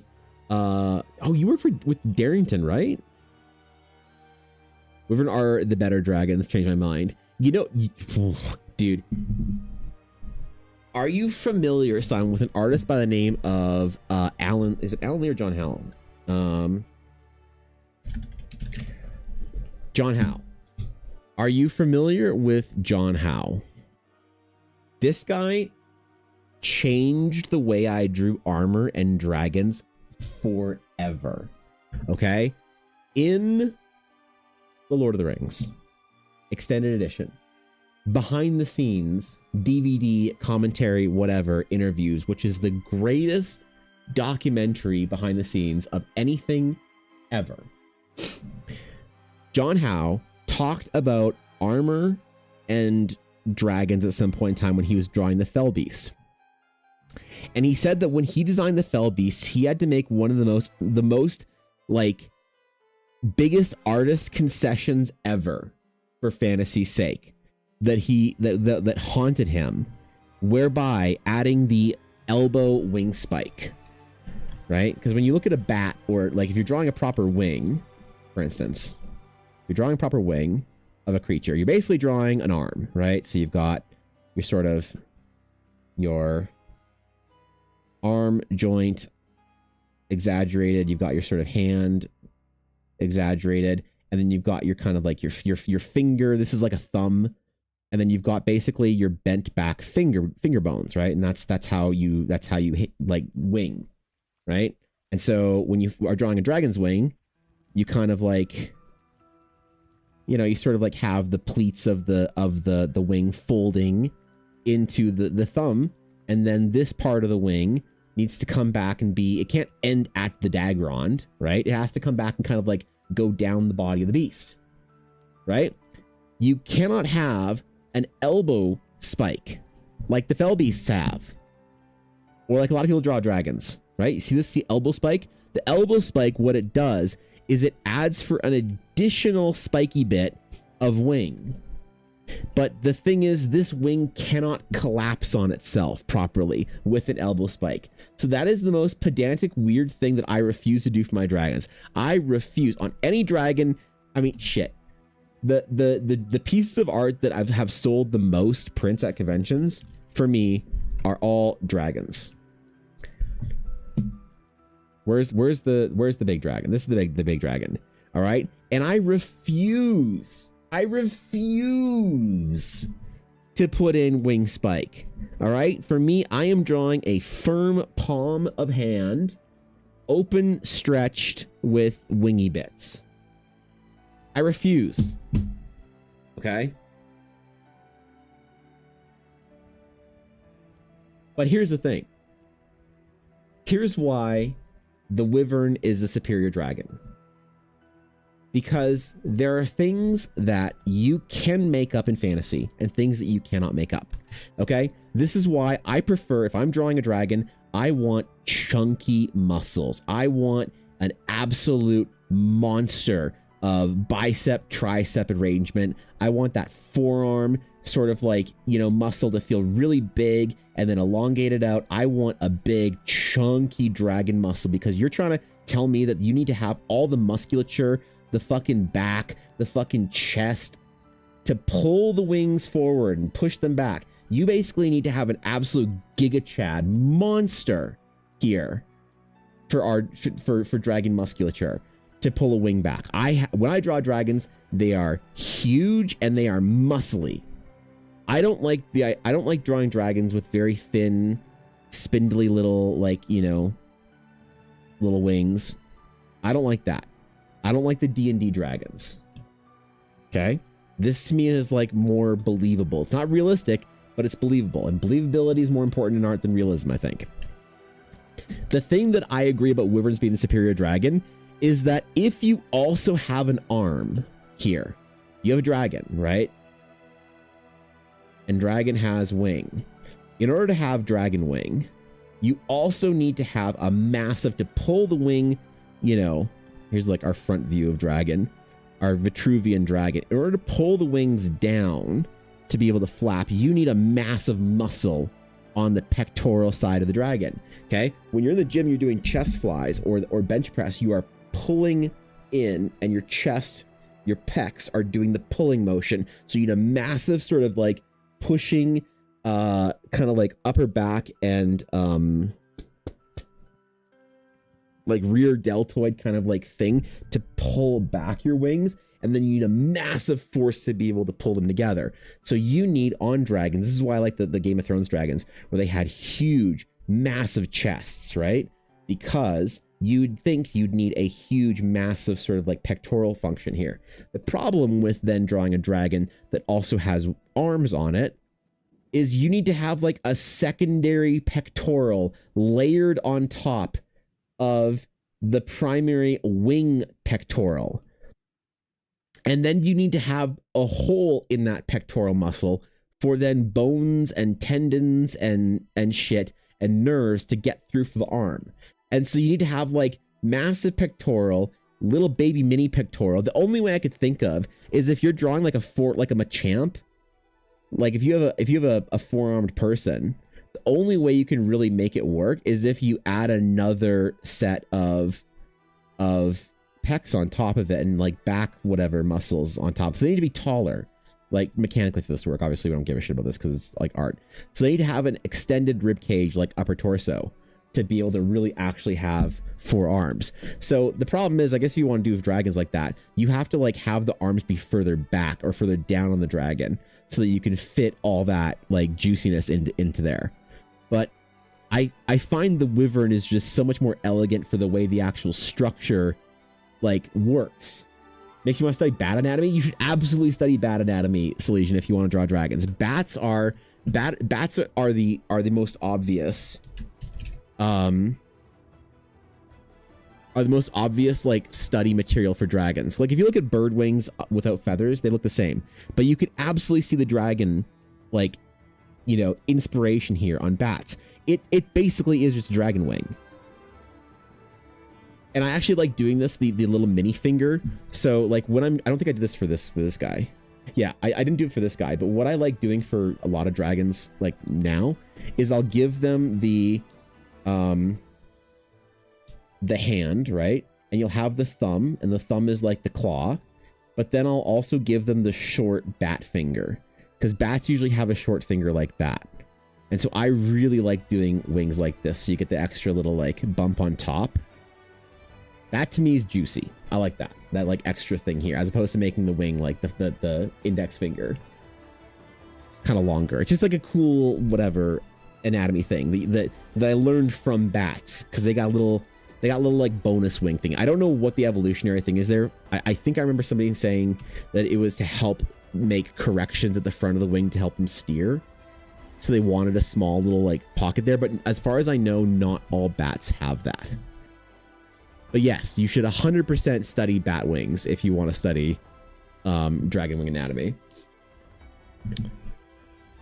But you like to send the membrane really far back towards the hip area. Yes, dude. Yeah. So on my favorite token that I ever did, for top down tokens, I did that actually because, where is it? Wherefore art thou, dragon token?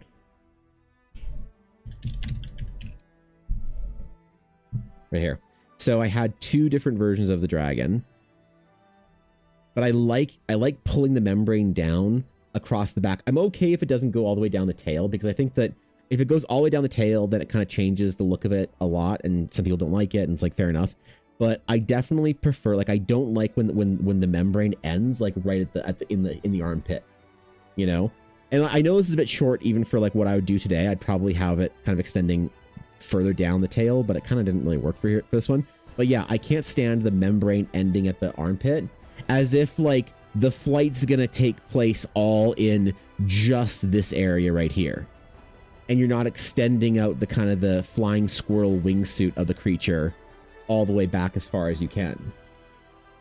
So dude, wyverns are so much more elegantly designed, it's not even funny. Like from a dumb fantasy fucking made up creature standpoint, wyverns are like it is a cold-blooded bat.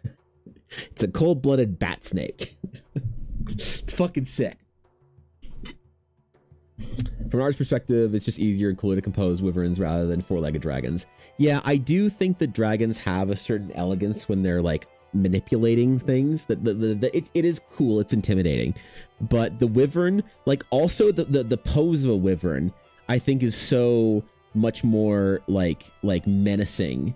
You know, when you have sort of your side view wyvern kind of like hanging low to the ground, sort of like walking on these giant fucking like skyscraper wings that are sort of back in the air, and then like sort of larger legs to kind of like balance the creature on. Like I think that kind of like low down hunch is way cooler than the dragon's like pulling back. Like the one creature, the dragon that I think does really well is that inspired a lot of dragoning for me was actually I think the art, the way they kind of designed Deathwing in Warcraft was really cool, because they still had that kind of like, I don't know, like that hunch and that like predatory kind of like prowl that you get from wyverns. So you can still do it with real dragons, you know. But I think the wyvern design is just it makes so much more sense from an anatomy perspective. But this is one of those things that people say they don't give a shit about. They don't care about, they're like, oh, in a world of fantasy, I can't have like weird anatomy on my creatures. No. Yeah, the fucking the unforgivable elbow spike. Ugh. It's so upsetting. Get your elbow spike out of my dragons, dog. Which is funny because I think that John Howe, like, he just like wanted to talk about it in the documentary, just to, like, make sure nobody thought he made the decision to do that, which is such a stupid artist thing to do. Because like nobody would have thought, oh man, that elbow's so unrealistic on the Feld Beast. God, John Howe has no idea how to draw like wing anatomy. There'd be like 4 dudes that think that, but John Howe had to just talk about it just to make sure that the 4 dudes that care know that he did not make the choice design wise to have an elbow spike. It was like something that, like, you know, Peter Jackson or somebody wanted or whatever, or something like that. So it's like so petty, but it makes so much sense. Because like, how many times are you working like for client? Now we're not shitting on our clients, obviously, but how many times are you working for a client over a multi-year period, and you just find yourself being like, I don't want people to think I made this decision. Damn it. You know, like, shit, I hope no one notices that this thing isn't gonna work or is unrealistic or non-believable or whatever, you know. It's like nobody catches these things or cares about them. If it's ever too egregious, I just won't post a piece, unless it's like a big like piece for like a professional project. Like, thankfully, I will say, in all of the big secret NDA project I did in January that you guys will find out in June. When's Gen Con? Around Gen Con, anyway. Whenever I can talk about it, which hopefully is sooner rather than later, and show off the art. Nothing in that I was asked to do, I wasn't extremely proud of. I will say my art director that I was working with was very like, hey man, you make this design work. I want your art. You guys know why I never do stuff for big companies? It's because you don't get that kind of freedom from a big company. If you go to one of the large like companies or whatever, for the most part. You know, the people know. Your art director will say, hey, we need this, boom, you're doing this. You're like, cool, you do the thing, you take your paycheck and you go away. And you're art directed. And obviously there's like a good art direction's a good thing. When you are working for an art director that's a really good art director, holy shit. It's like they just sort of like just like blow magic dust on your art. And like an working for a good art director will shock you and will help you achieve an end result where you are shocked that you produced that art. That's a good art director does that. But some art directors are more of a creative director that is filling in for an art director. So they don't know art or whatever. So they ask you to do things that they think would seem neat or cool, but ultimately leads to like a kind of you're like, ugh. But I will say for a big fancy NDA project that I did, that I'll be talking about later, my art director was fucking phenomenal. Every time I talk, there's two of them, to him or her, either one of them, they were basically just like, Evan, this is fucking sick. You are the guy. We want you. We asked you to do this because we want your art. So if we try and fuck with it too much, then it's not your art. And when a client says that shit to me for an independent project, I'm like, juicy, right? But when a real like big company says that, oh man, I legit like I'm so offended that I can't show off this art, because I do think that the pieces that I did in January are the best portraits and pieces that I've done. Like, fucking open coffee up. I dare me. Because the next portraits and shit I do are gonna be like the 2025 December to 2026 February jump in quality is gonna be offensive. It's gonna be utterly offensive. I'm so excited. I put so much work in, man. What does your Drake design look like? I haven't really done one in a while, actually. So some are just briefs when you really want everyone to know that you know actually how to do it better. Yeah, I have done projects for clients, individual clients that I have never posted. I never posted them because I'm like, I do not want the internet and the world thinking that I chose this. I do not want anyone thinking that I chose this. This was my decision. I did not choose this color palette, this whatever. And like that's one problem with D&D players, is that a player will, like a DM will be like, this cloak you have is like, it looks like cotton candy and it's like purple and neon green, and the player is like, wow, cool, I put it on. And then you loot the armor off of the ancient king and it's all gold and looks Aztec and like, but mixed with cyberpunk, and it has Tron lines, except the Tron lines aren't blue. They're taupe, but glowing taupe. And they're like, okay, cool. And by the end of your adventure, your character looks like a fucking Yu-Gi-Oh card, right? And then they ask you as the artist, they're like, hey, can you do this? And you're like,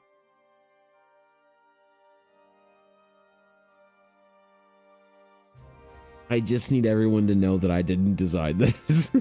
I need everyone to know I didn't design this. Okay.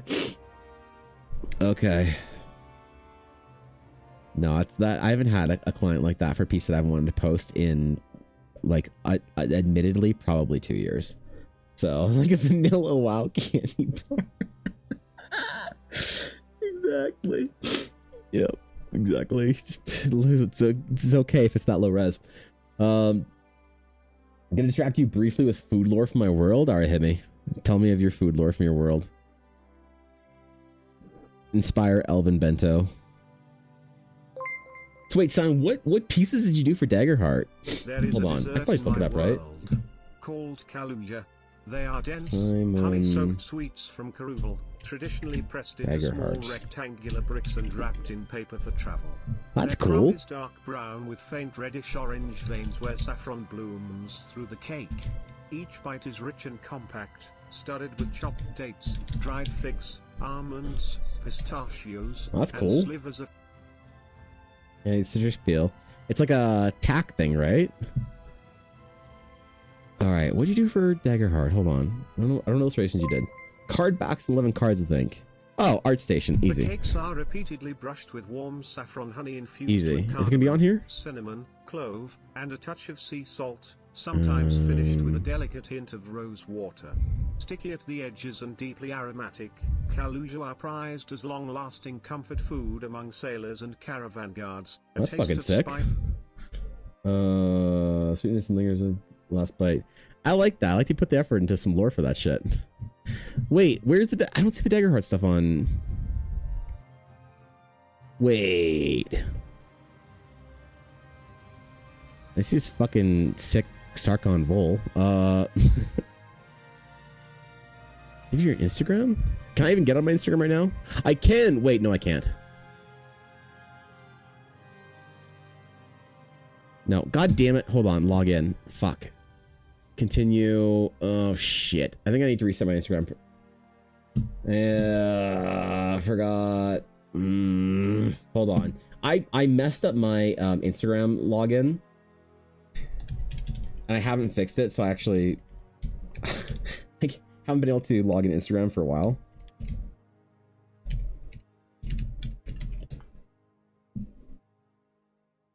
Let me just reset my password and actually do it right, so I can do it properly.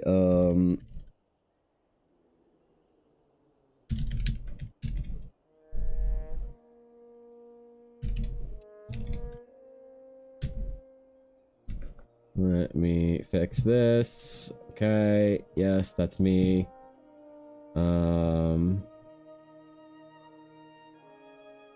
Email, do the thing.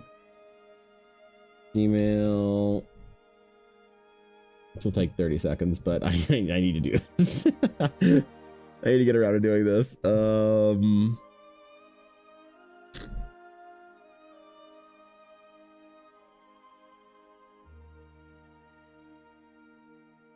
Hello?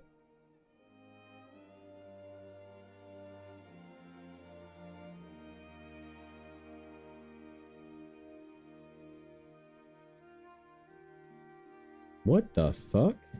Oh, wrong email. Oh. Like, where's my thing, dude? Oh, never mind. Alright.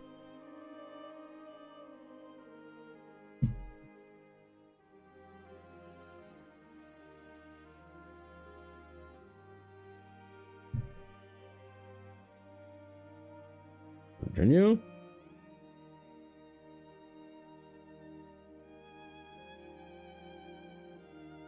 Give me my Instagram back. Oh my god. Fuck's sakes. Dude, I gotta fucking sign up on my phone, give them my watch code, send a fucking pigeon.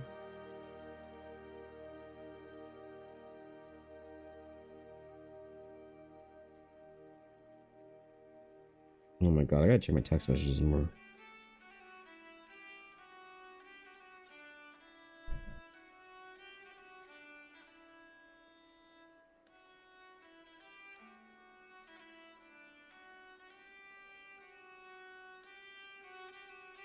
Please. Oh, Grizzly Hills.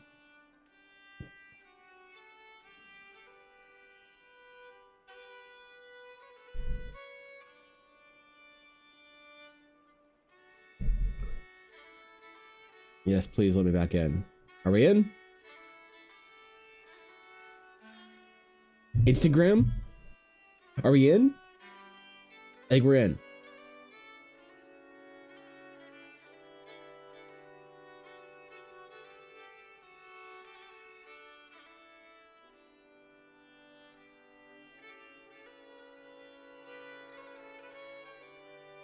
Okay.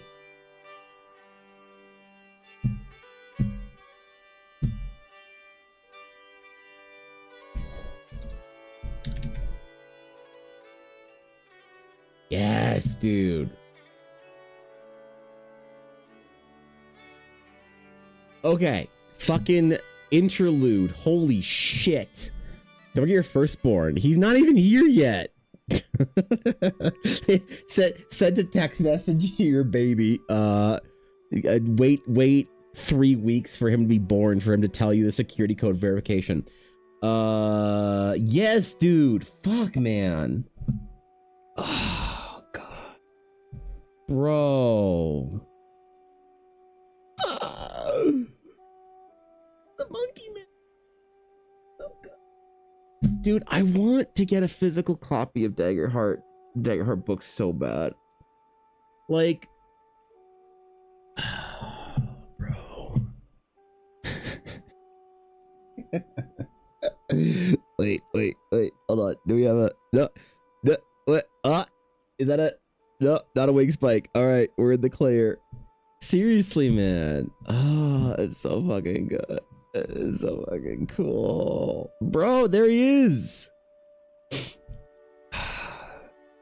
Man, dude, I want to be a real painter one day too. Where's your planeswalker shit? Where's our boy? Where's Sarkon at? I love that piece. Further down, there he is. Whoa. Whoa. Look at it. Look at it. They sold it for you? Yeah, I haven't been able to get one.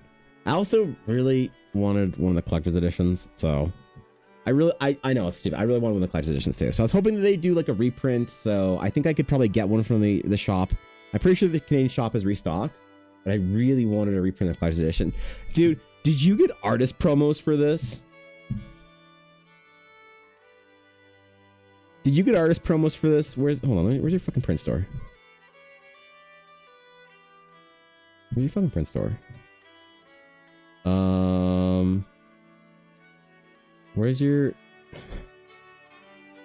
Where the fuck is the store link?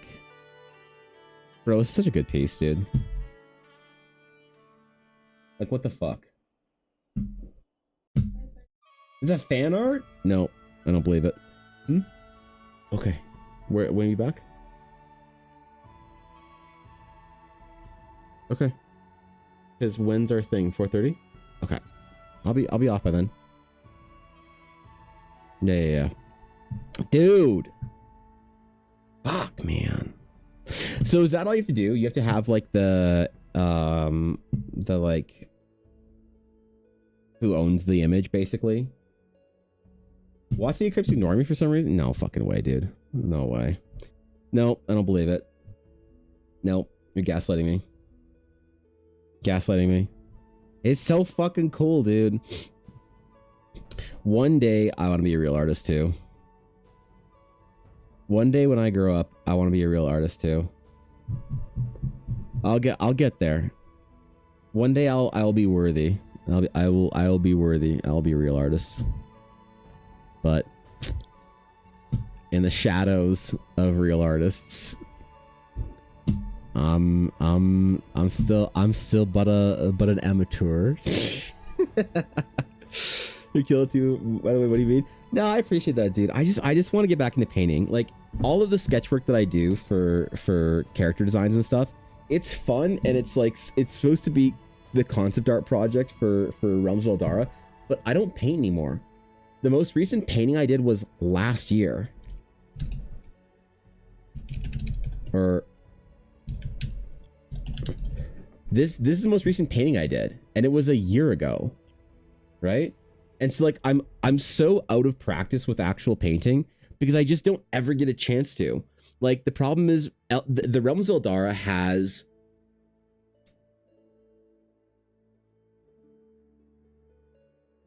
like somewhere between 1 and 1.5 thousand pieces of concept art that I need to do in the next 3 years, right?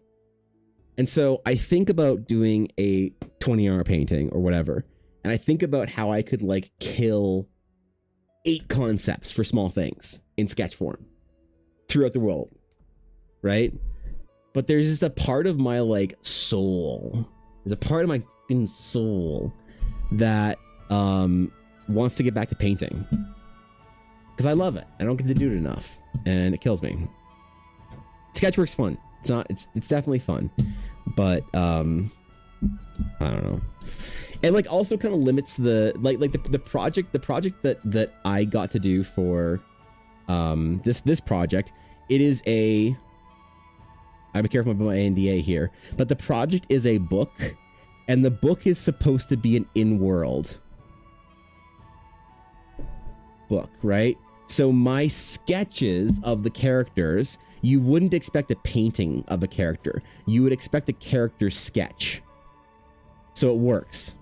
But you require a very specific aesthetic for that. Like the closest thing I could say to the project that I'm working on right now is, if you guys ever heard of or saw the Book of Cain, this Diablo book, right? This Diablo book inspired a lot of my decision to do concept art with this style. The whole book is this kind of parchment sort of texture type thing. It has all these sketch work kind of like images from it. That's the project that asked me to do work for them, was this kind of sketch thing. And so naturally, me being mostly an artist that does sketch work, if I'm doing stuff like this, it works out, right? But like, there's lots of companies and projects I'd want to work for. Like I have a dream of working on a Star Wars project at some point in time. I'd love to work for Legend Story Studios in New Zealand. I'd fucking kill to work for Darrington at some point in time. That's definitely one on my list. I'd love to work for WotC and do something for official D&D or Magic the Gathering and have an actual card. But the problem is that what I'm doing right now, the skills that I'm developing and the art that I'm making and the art that I'm basically producing and showing to the world that I can do is so niche that like the only thing that maybe WotC would have wanted me to do is when they did the old D&D sketch cards. They had these like sort of old school D&D sketch art cards for one of the sets a little while ago. But even then, it was more referencing sort of an ink style that they had back in like, you know, vintage sort of RPG days. And this is not close to, this is close, but it's not what I do, right? So like this project would have been the closest chance for me to get into WotC with the kind of work that I do, right? And so unless something like, you know, there's an opportunity to do this for a new Daggerheart project or a new Wizards thing, I feel like getting into like big published projects, it's so unbelievably niche. That's why when this guy asked me about doing the project for his book, I was like, holy shit, because he was like, dude, I have been looking for this specific thing and you are the only person I see that does a specific thing. That's why I need you to do this shit for me. And I was like, fuck yeah, I'll do this. But it was like, how many times is that going to be a thing where there's just such a specific niche required, you know, for a sketch? Because fair enough. I mean, the world communicates in painting and, you know, color and all that kind of stuff. And so the sketch stuff, it evokes a feeling that I love of traditional RPGs. But unless you're doing something that's supposed to feel kind of retro, like the Magic the Gathering stuff, it's like, who the hell wants that for a big project? So I was like, I just want to like start painting again so that I can actually do like, you know, there's an expansion book for Daggerheart coming out this summer too. Really? Are they going to have collector's edition pre-orders for that open in a way that I'm going to have access to? Or am I screwed on that one too, Soul? God damn it. I get, dude, but you know, everyone has their shortcomings. I have a lot of skill gaps too. No, dude, you're fucking crushing it. You're crushing it, dog. So is my keyboard apparently. God damn, oh, man. Nope. Deselect layers. Deselect everything. Nope. Fuck. Okay. There we go. We're back. We're back in business, man. Let's fucking go. After a little whining and a little monologuing, you know, we're fine. We're back.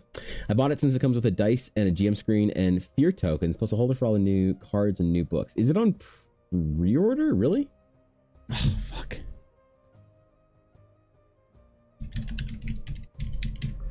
Already? They have it on the Canadian store, or did you buy it through the American store?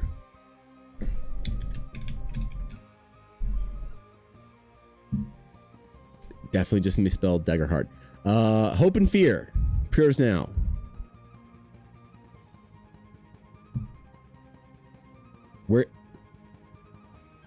Where's the stupid edition? Where's the comes with everything edition? What? Where do I? How do I get? How? What do I? Where do? Where do I? Oh!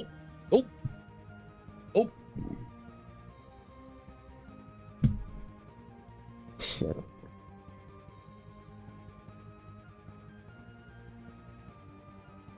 It's so good. It's so good. Look at it. Look at the fucking box, dude. Oh, it's so good. It's so good. The irony is I look over as you pull up the Drizzt card as I'm listening to the Drizzt audiobooks. Didn't see that one coming, did you? Jesus! Mel, thank you. Holy shit. Of Daggerheart, D. Wait, that's $10 US. That might be enough to cover the entire book in Canadian. That might be close. We might be there, boys. Holy shit, Mel, thank you for the 1,000 bits. Dude, I am so much more conscious over spending money right now, knowing that the baby's on the way. Oh, that's a lot though, but I kind of really fucking want it. I think we might pull the trigger on this one. And a base set of 7 dice. Well, I can't morally use the dice because since I'm married to a dice maker, I'm contractually obligated to only ever use Blackwood dice. I know. Just like how she can't use art from anyone else. She can't get commissioned art from anybody else. I have to use her dice exclusively. It's not, you know. Okay, everyone. Get the GoFundMe set up for Evan's Daggerheart Stupid Edition Fund, D. Yeah, I'll add it to my throne. There you go. Yeah. I'll add it to my throne, Mel. How about that? Then it can be throned for the birthday stream. How about that? No, I think I mean, I was really sad that I missed out on the first special edition. I really like I love well packaged like whenever I can release an actual fully produced like Realms of Eldara book, you know it's gonna be fucking beautiful. And this is sick. There's a non-zero chance that I might pick this up tonight. Actually, I think I'm gonna talk with Ella, but I think I want to buy this. If it's fucking still available in Canada, like I know how fast the real base edition for Daggerheart was just zipped out of existence. So the fact that I can still get this one, I think we might got to pull the trigger on that. All right. Listen, baby boy doesn't need all his baby clothes, right? We got a baby shower soon, right? That's the thing that I have to do is baby shower. People buy you shit for your baby shower. Hey, you know? And then I could go buy a Daggerheart or something, right? Didn't see that one coming, did you? Okay, putting more money into the fund. Game has paid for itself at this point. Smile. Oh shit. Thank you. Thank you. I appreciate that, Mel. Fuck off, God damn it. That's a lot of fucking bits. Like I get your beeping hard, but that's a lot of bits to beep hard with. So thank you, dude. I was really not crazy with the release. I didn't realize it was that hot. Okay. eBay. Daggerheart. Special edition.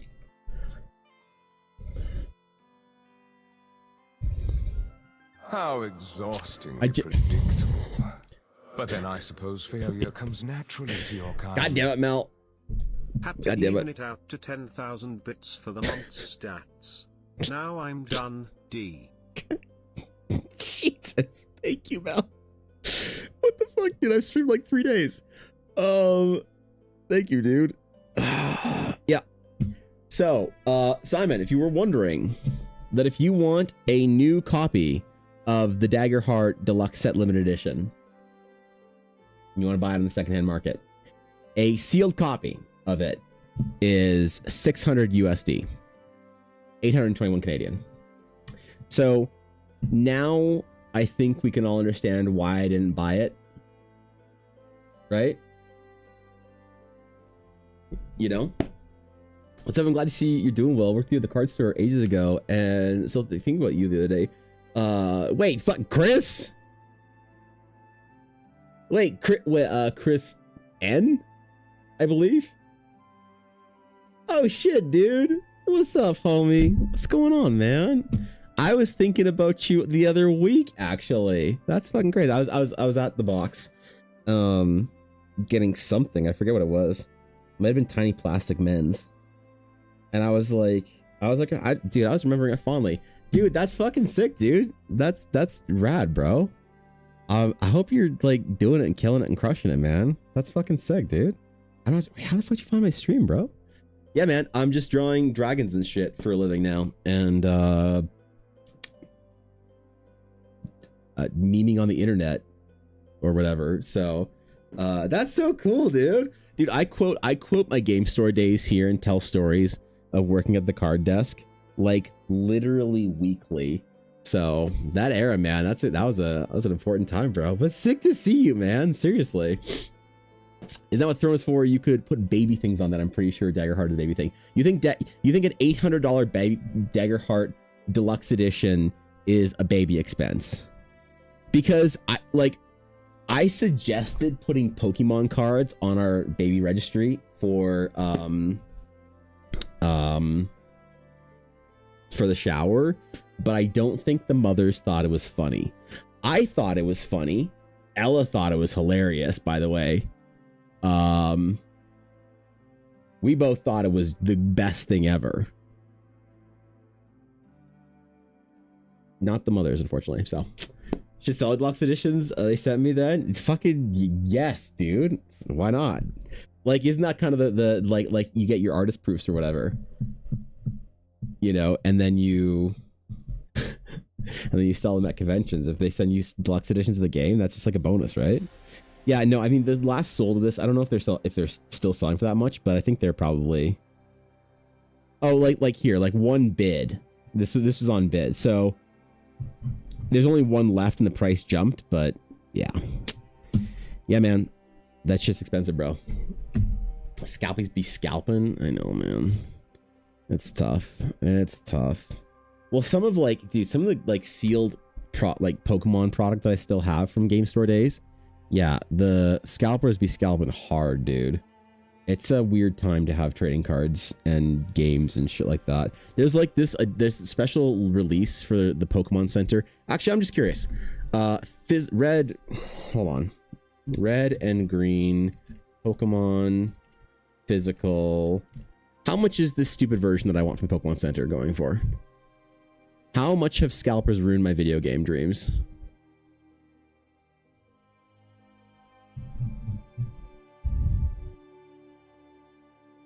There's a physical copy dropping from the Pokemon Center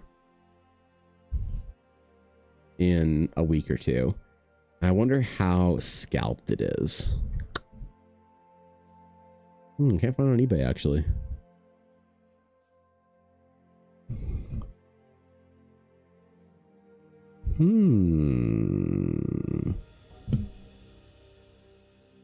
I will have to see.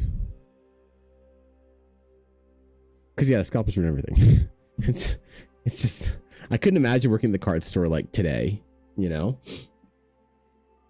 You didn't buy the deluxe set of the base game, you just got the book and the cards. Simple as that. Yeah.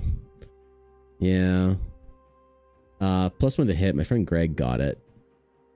He did like a whole unboxing review of it. It was pretty sick.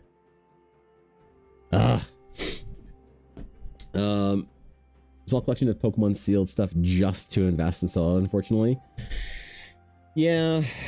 I mean, I love sealed like trading card game stuff because it's just that for some reason it's always been my jam. Like in my display case, I have like some stuff from the Ancient Elder days sealed, but I like weird shit.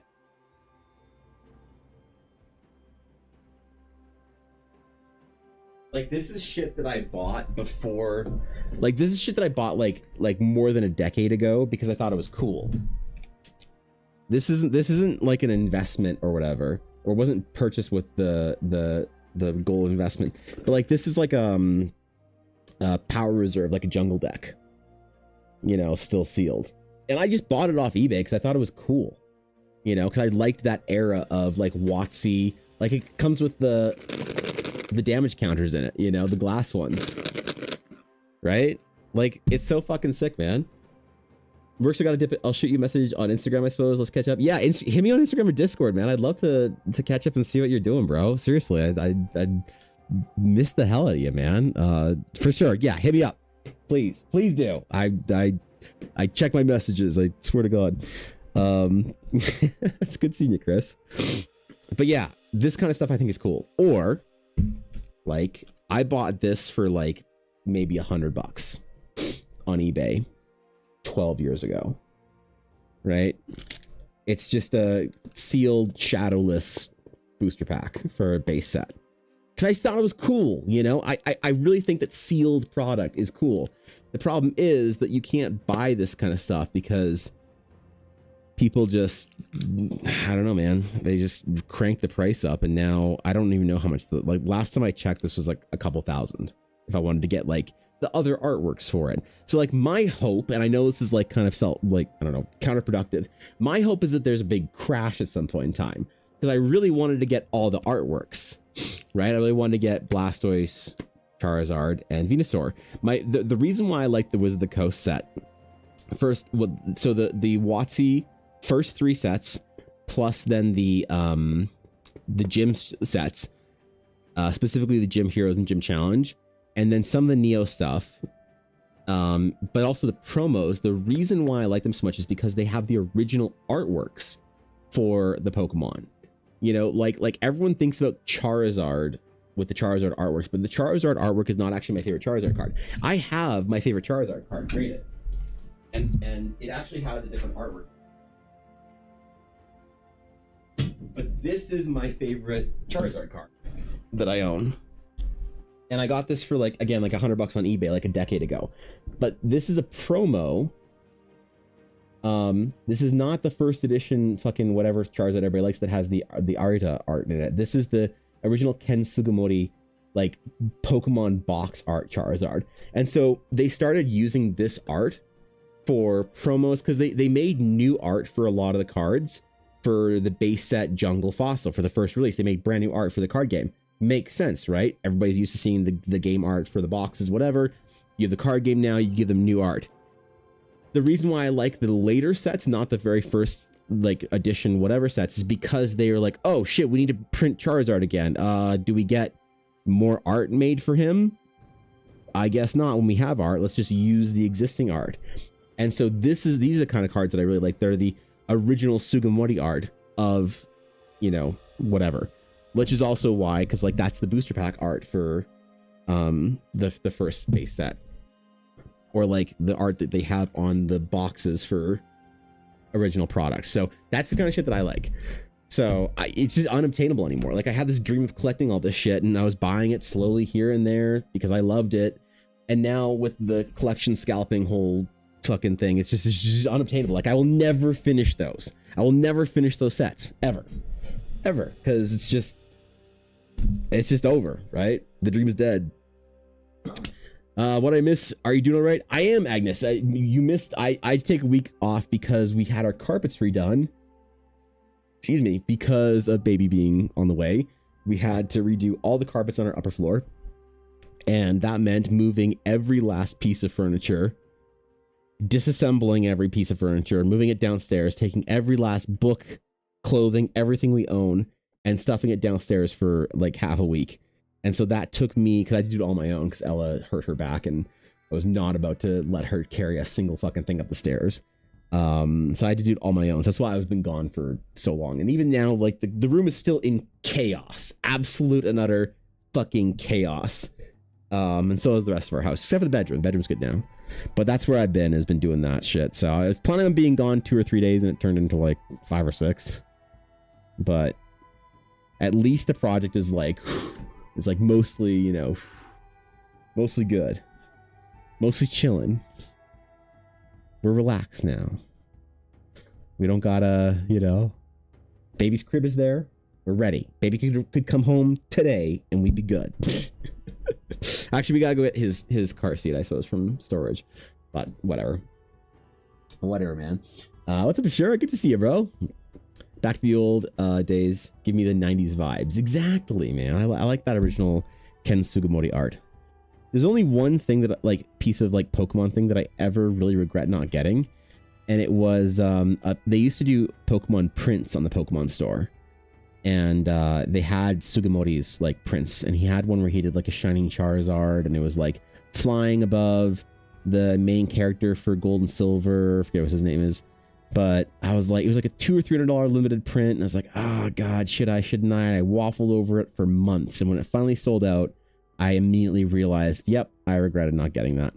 I fucked up and should have bought it. So now I don't mess around when it comes to art. When it comes to art, I will buy art because it's so much more meaningful for me. I still need to be able to like afford to get that big piece that I got from Igor Sidrenko framed for the Birth of the Nephilim. That's a thing that I got to do soon. And I will do it soon. Now that we have room.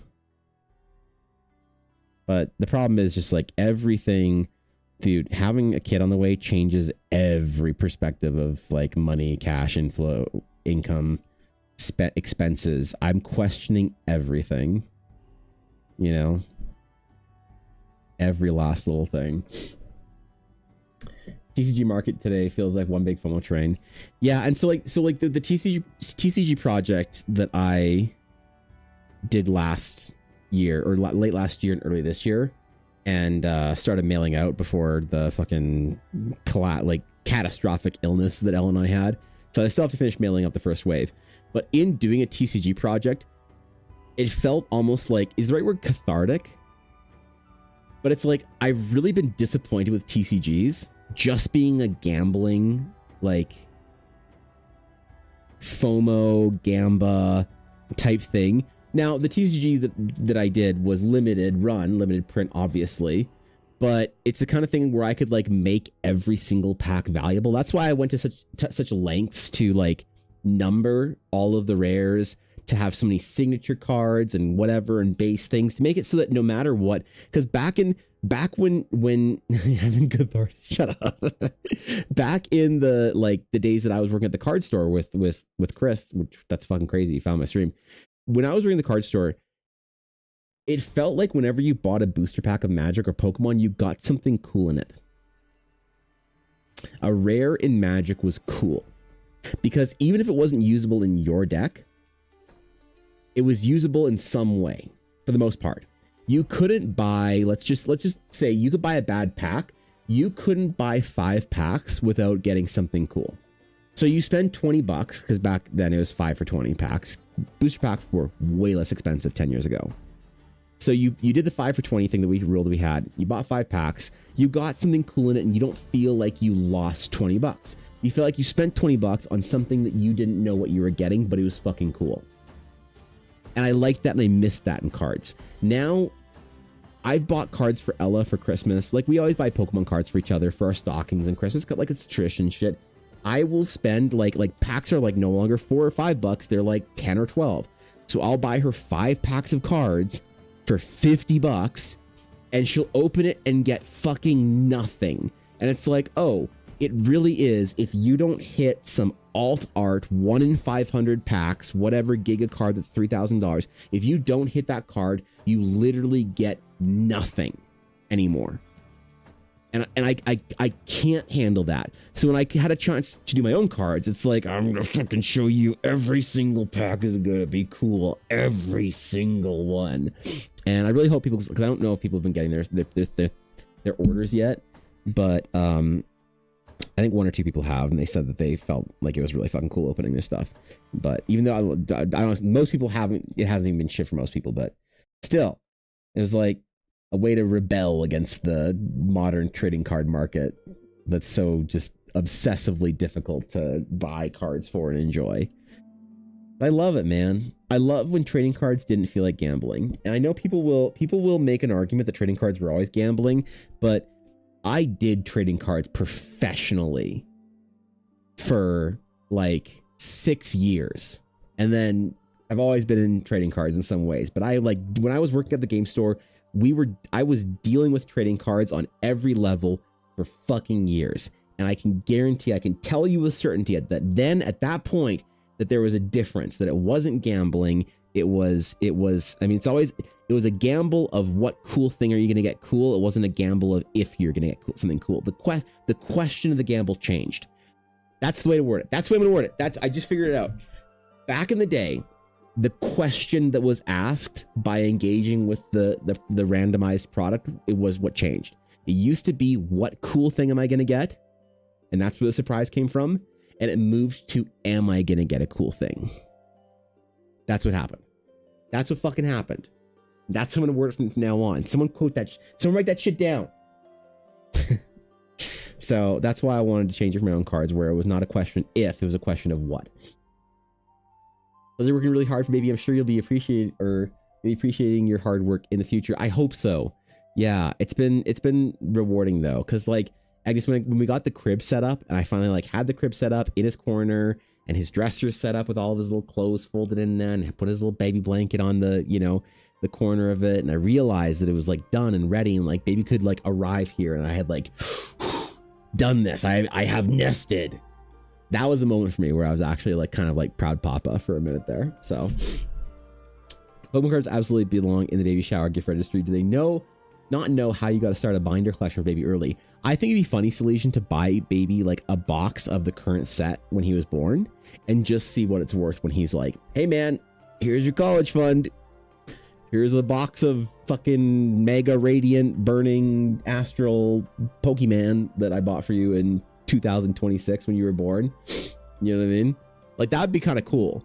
Like if you think about it, if you have a 20-year-old, or sorry, 26-year-old now, and you bought them the Magic set that came out in 1999, or let's do 18-year-old. If you're an 18-year-old, you have an 18-year-old right now. Let's stay at Pokemon. So, so 18 years ago was what? 20. Wait, what the fuck? When did this come out? When were EX sets? 2008. What Pokemon sets were released in 2008?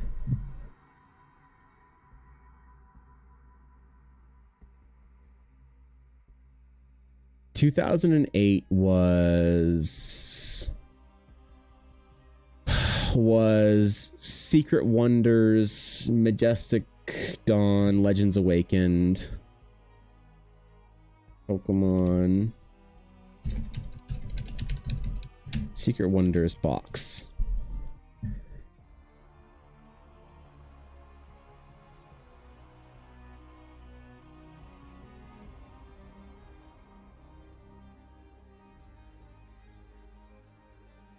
Bro, they don't even have them on here. Oh, let me go TCG Player, actually. That'll have the price even if it's out of stock.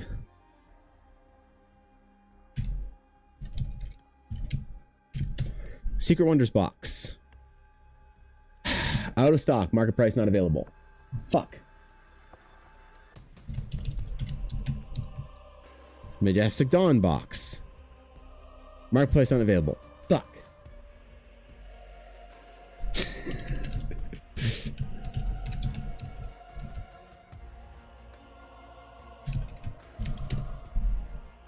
How much is this silly thing? So that I might know. Okay. So a booster pack of Majestic Dawn from 18 years ago is $1,000. And a box came with, I believe, 24 packs. So your $120 investment in 2008 would have turned into $24,000. So if I buy Baby Boy, whatever the newest Pokemon set is, what is the newest Pokemon set? Mega Evolutions. Phantasmal Flame. No, that's last year.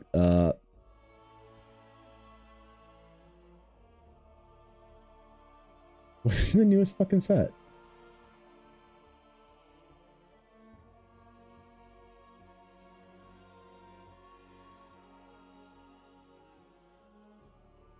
Next released is Ascended Heroes, the new set. Ascended Heroes box. Thank you. TCG player. So, an Ascended Heroes box is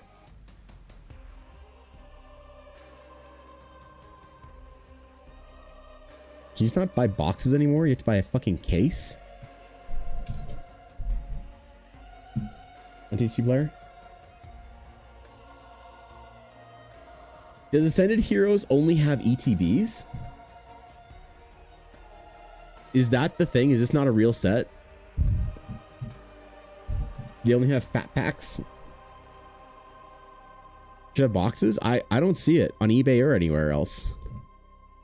Okay, what was the most recent set that okay, hold on. This is stupid fucking I said it here. Phantasmal Flames. Great. Let's do Phantasmal Flames. Let's go shop booster packs. A box of Phantasmal Flames is $314. I'm guessing this is Canadian.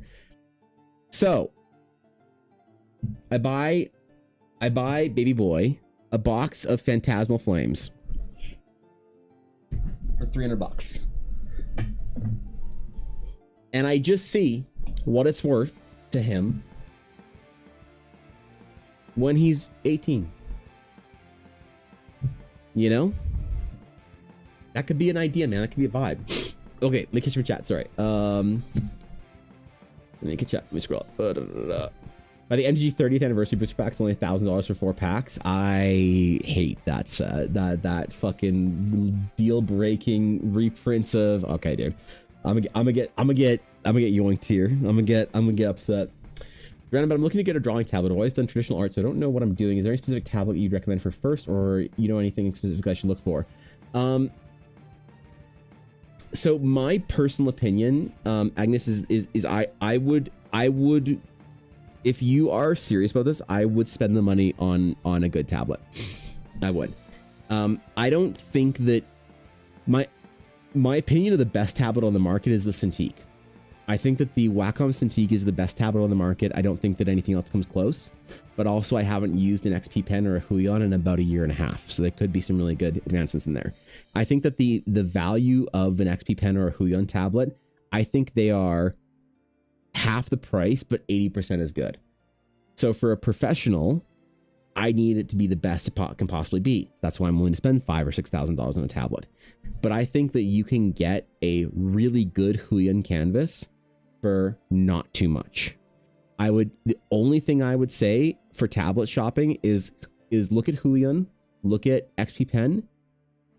Do not fall into the trap of an iPad. iPads are very tempting, but they are not art tools. And that's going to ruffle some feathers because there's a lot of artists that use iPads. Very few of them are professionals.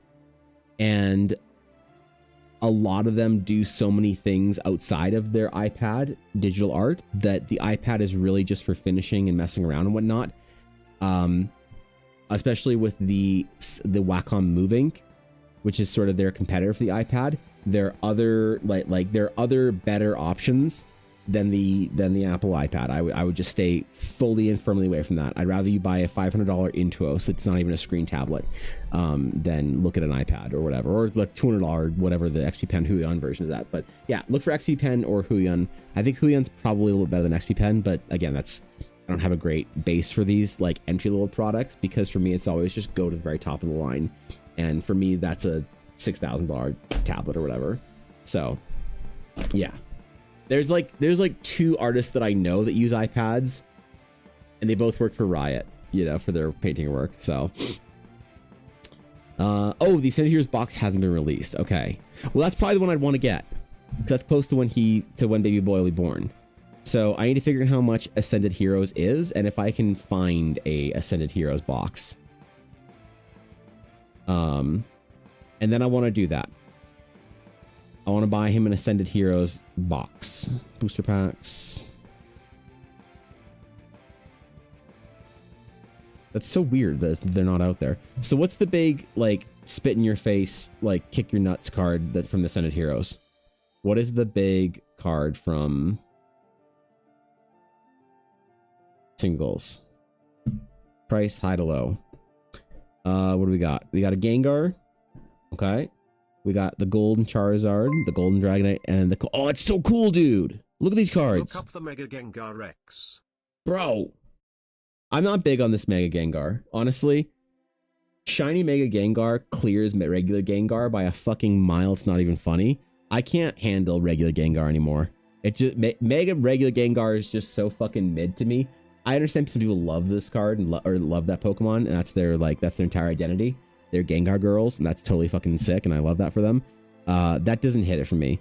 This is a lot cool. Like that's a beautiful piece of art to me. That's like a really well composed, really interesting. That's my fucking chase for this set would be that guy or the Pikachu. Obviously, I'm sucker for original 150. There we go. Now, would I pay $600 for that over my dead fucking body? If I had $600 to buy a trading card, I would buy Reserveless Magic, the Gathering cards, or Wizard of the Coast first edition stuff that I still want. Not a brand new whatever card, but that's so beautiful, man. It'd be really cool to have something like that. Any other lit ones here?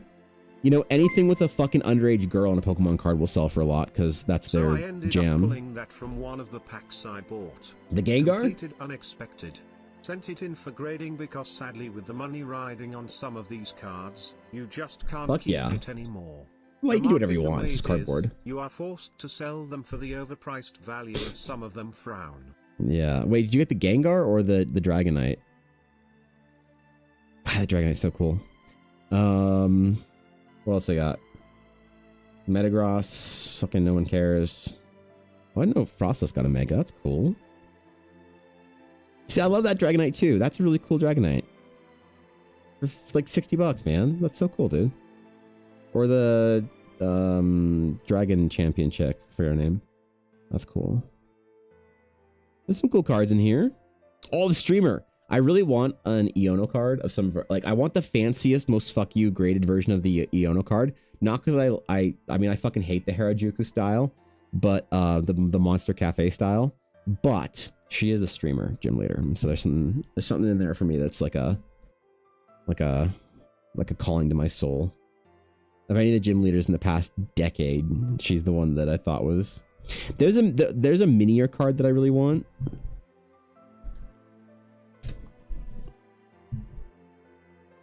Where is it?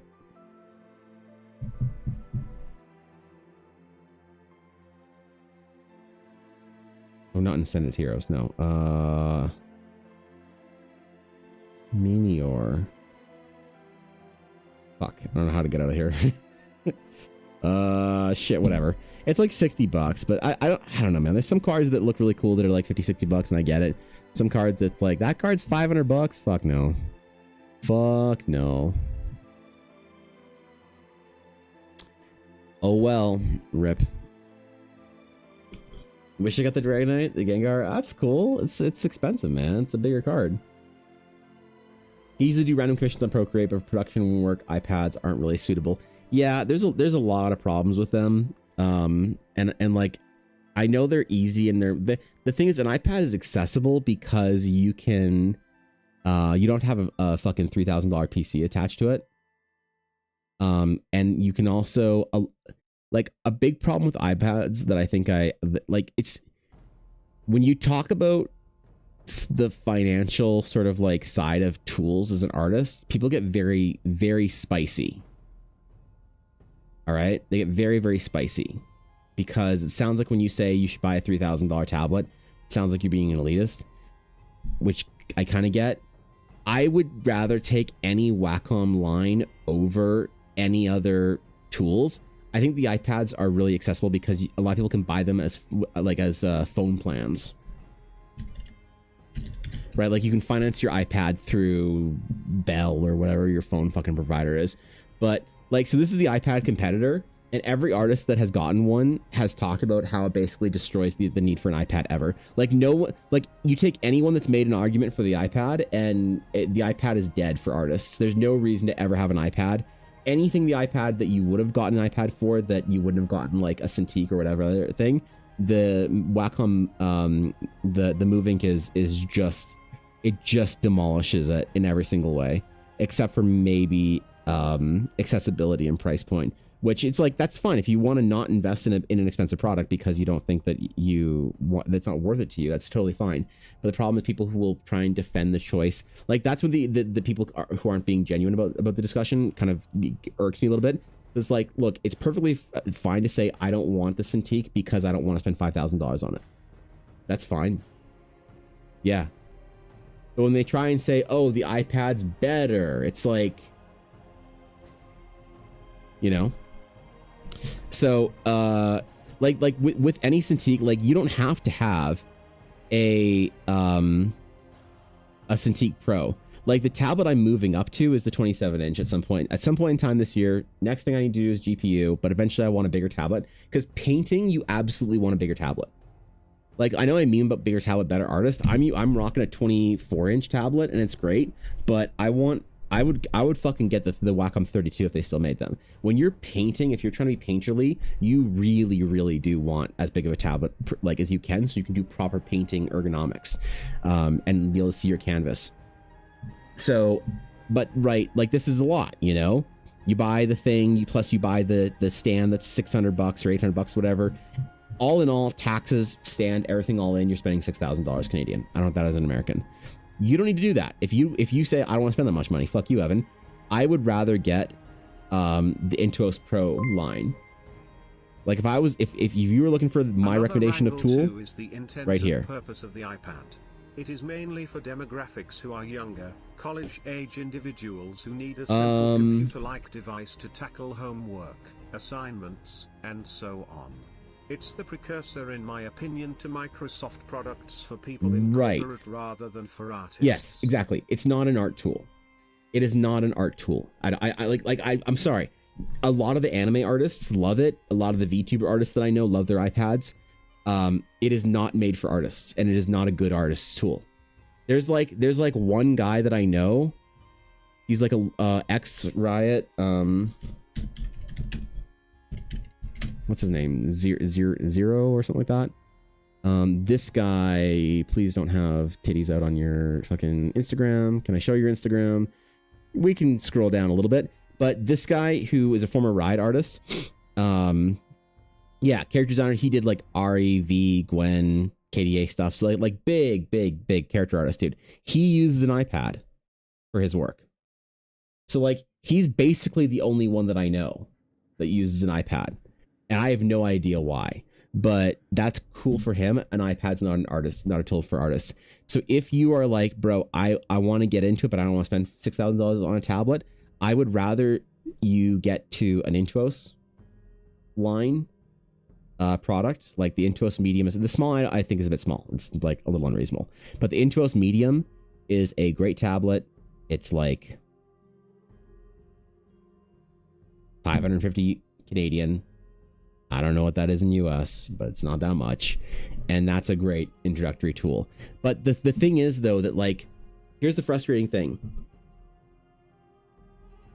The question of art supplies is always so difficult to answer, because the problem is that if you are, sometimes when people ask questions about what tools to start off with, if somebody says, hey, I can't afford to spend $500 on an art tablet, because and we're not talking about hobbyists, we're talking about career. So just remember, I'm not thinking about hobbyists. Hobbyists like fucking Rugrats, wild thornberries, your way up any wall you want. Like it's your fucking life. You live it how you want, like Big Chad. I'm not going to tell you where to go or what to do. But if you're a professional and you're like, bro, I don't make enough money to be able to afford this kind of tool. I'm still a student. I'm whatever. I'm here or there. I would ask you why you want to move to digital. Digital has a very specific use case. And if you are not making money yet to the point where you are justifying a tool like this, I think that you are still in the learning phase. and the deep learning phase. Every artist is still learning. Every good artist is still learning. We plateau for projects and stuff, but every artist spends time learning, right? But if you're in the deep learning phase where you're not good enough to get paid for what you do, why the fuck are you going to digital? Respectfully. Because I think if you're learning, and I tell this to parents sometimes that will ask me in stream or will ask me like IRL conventions, like, oh, my kid wants to get into art and whatever, be an artist. When the question inevitably happens, when should I buy them the first digital art tool? And I will say, delay it as fucking humanly long as you can until you're in a senior's home and your kid has grandkids, if you can. Delay the transition to digital as long as you can, because, and I say this understanding how dramatic this sounds, I know how dramatic this sounds, and I am aware of it, and because I'm aware of it, I will still continue to say it with this drama in mind. But if you move to digital too quickly in your artistic journey, it will destroy your career. It will take everything from you that you ever wanted, and it will ensure that you will never become an artist. Whoa, that's a little Old Testament, man. That's a little doom and gloom, fucking like, whoa, what do you, like, it's not that dangerous, bro. No, it is. A layer, Control Z, these are tools that if you aren't already confident in how your process works and you don't know how to draw already, Control Z is a shortcut that is, if you take it before you are sort of like worthy of a Control Z shortcut or a layer shortcut, it will destroy your ability to learn. And I've seen it all the time. This is one of the reasons why the self-taught art community is having so much of a struggle finding work, is because a lot of the self-taught artists, now many self-taught artists are fucking phenomenal, but lots of self-taught artists are fucking trash and stay trash forever. And they make excuses. Oh, it's because I can't afford to go to art school, because I can't whatever, because the fucking government and satellites and fucking Coca-Cola. A lot of it's just because they look and they see, well, who is doing what I want to do? Oh, I want to do anime art for Riot, so I should start studying anime style, right? No, you should learn how to draw things representationally. Learn how to draw realism, quote, before you learn how to draw anime. But that's something that your art school will beat into you. But if you're on your own, you have no one putting pressure on you to learn properly how to classically like draw and paint, then you're just gonna be too tempted to go where you want to immediately with that way. So you take a shortcut, and you take that shortcut and it fucking destroys your art career. You never come back from it. You're always mediocre. The same thing is true with tools. You go to a digital tool too early when you're not ready to like understand that you need to learn how to draw shit instead of Control Z 1,000 times. It destroys you again, throws you into mediocrity. So, man, like the problem with like entry-level digital art tools, I almost think is like they're not necessary, right? Like an entry-level digital art tool is a pen and pencil. That's what it is. I'm sorry. That's where, like, again, if you're just fucking around, you're having fun, you want to buy an iPad Pro to fucking draw like anime titties on, like, go, dude, have the most fun ever. But if you want me to like take you seriously and treat your career with the respect that I think that your question deserves, when people ask, you know, the theoretical you in this is not anyone, but just when somebody asks me that question, I always try to answer them as honestly as I can.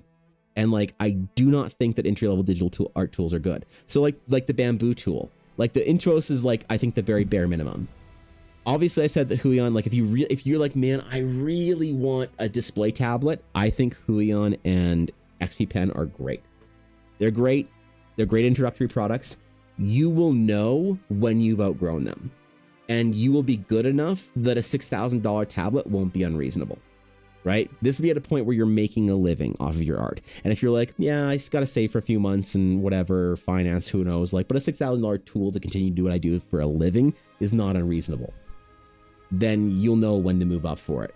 But that initial jump of when do I go from fucking using crayons and chewing on my pencil erasers and then making my gums bleed because you like getting the metal and you're like kind of getting in there and it feels kind of nice because you're itchy gums and you just like kind of scratching and you're like, ah. Now your mouth tastes like wood and eraser and blood and you're like, what the fuck is wrong with me? God. Moving from that to digital, I think should be a delayed process as long as it possibly can. because that's how you learn best. You learn best when you are forced to make your lines and figure out what the fuck you did, you know? So, Fel, good morning. Happy the expansion release week. What's up, buddy? Haven't seen Zero stuff in like 10 years. Awesome, you still posting? Yeah, I quit Riot a while ago and then just like started posting hot chicks or whatever, or some shit, you know? New digital art from the start, precisely because I couldn't pay for paints and all of that. Well, that's fair, 100%. But it's like, did you learn how to draw first? Because painting, absolutely. Who the fuck has money for paints? Holy God. Or for me, the space for paints. Where the fuck would I paint in this house? And I really want to get back to traditional painting at some point in time. But yeah, learning how to draw is really important to do it traditionally, I think. You don't need Cintiq to learn fundamentals. The irony is once you get to the point where you're in 6K comfortably from art, it's also when you realize you don't need all those toys to make good art. Exactly. It is like, it's full circle, right? It's full circle at that point in time. Because at that point in time, you are so good that you don't need the tools. And you're so good that, like, in some ways, that's the truth of the digital tool as well. By the time that you're, like, good enough to use Control-Z, you don't need Control-Z anymore. By the time that you're good enough to use digital tools, you don't need layers anymore. I'm gonna say it. I'm gonna upset people in this stream and out of it. Dude, I shouldn't say, no, I shouldn't say, okay, sit the fuck down, Evan. Don't upset the people. Okay, hold on. Wait, I almost said some shit. I almost got fucking clipped, bro. I almost ended up on Reddit. I can't, that's too spicy. I can't say that shit on the stream, okay. Okay. Alright, anyway, oh man, I saw my career flash before my eyes. Oh boy. Oh boy, that was, I almost upset people there. Anyway, I'm still recording this, aren't I? I've gotten so little work done in 3 hours. Dude, it's first stream back. I haven't been live in a week. I've been yapping. Oh, fuck. Me not an artist at all, eating visual popcorn, extremely entertained and learning. Okay, fine, I'll say it, Sabine.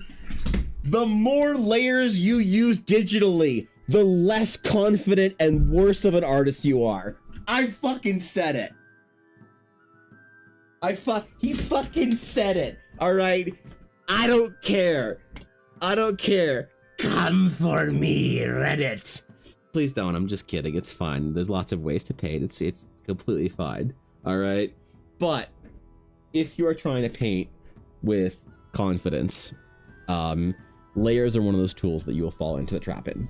Layers and Control-Z, because you think that you can like needing to sort of have your layer I mean it.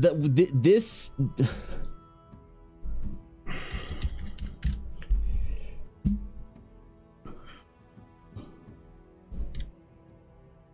the last time I did any paintings, like this is 2 layers.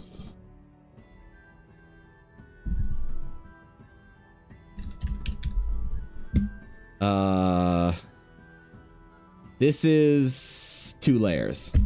Foreground, background. Right? Foreground, background, man. 2 layers. You want to use like 5 layers? Hey, man, that's a little much for me. That's a little counterculture for me. All right, I'm not one of those upside down pineapple weirdos like you at 5 layers, but I still accept that we can live in the same world and be friendly. You know, diplomatic, let's just say. But I see some artists, they're painting on fucking 98 layers per eyelash, 17 adjustment layers per fingernail. Bro, I once saw an artist on Twitch, I'm not even memeing, she used 6 layers to render a belly button and didn't collapse them at the end. Holy shit. This is the equivalent of final layer V2, actual final layer. You should see the way I used to save my assignments in school. That's exactly how I used to save my assignments in school. So I don't know, dog. Look, there's no rules, man. Just fucking don't take shortcuts, and don't trust yourself. Don't take shortcuts and don't trust yourself that you won't take a shortcut, because if given the opportunity, we are more likely than not to take a shortcut. a shortcut that will be detrimental to our development. It's funny how the more difficult path is often the right path when it comes to art and building your skill set and stuff. So anyway, I gotta rehouse my house. So tomorrow ideally. Oh my god, what the fuck did I just do? My OBS did the thing where it's not working. It's because I hit the fucking record button. I'm so glad this is the end of my stream instead of in the middle of it. So stream isn't gonna end today. Can I interrupt it at all? No, I can't. Stream isn't gonna end today normally. Stream is gonna crash, in fact, as our ending. So yeah, I've got a shit ton of work to do. The room is still a catastrophic mess of things and bullshit, and I gotta put that desk together, and I gotta put some shit. Oh my god, I gotta get everything ready. And then Ellen and I are going out for an hour or two tonight to go catch some Pokemons. So wait, it's so this is what I see right now is OBS. OBS is just it's not responding. That's hilarious that the bits didn't come through, but thank you, Mel. I appreciate it for the Dagger Heart funds before it crashed. Okay. All right, thank you very much. I appreciate that. So I will have to close OBS instead of ending my stream. So I would switch screens to the ending screen.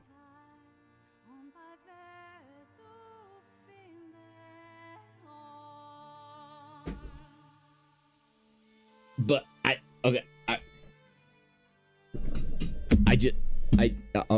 Thanks for coming to my stream today, guys. I'll see you tomorrow.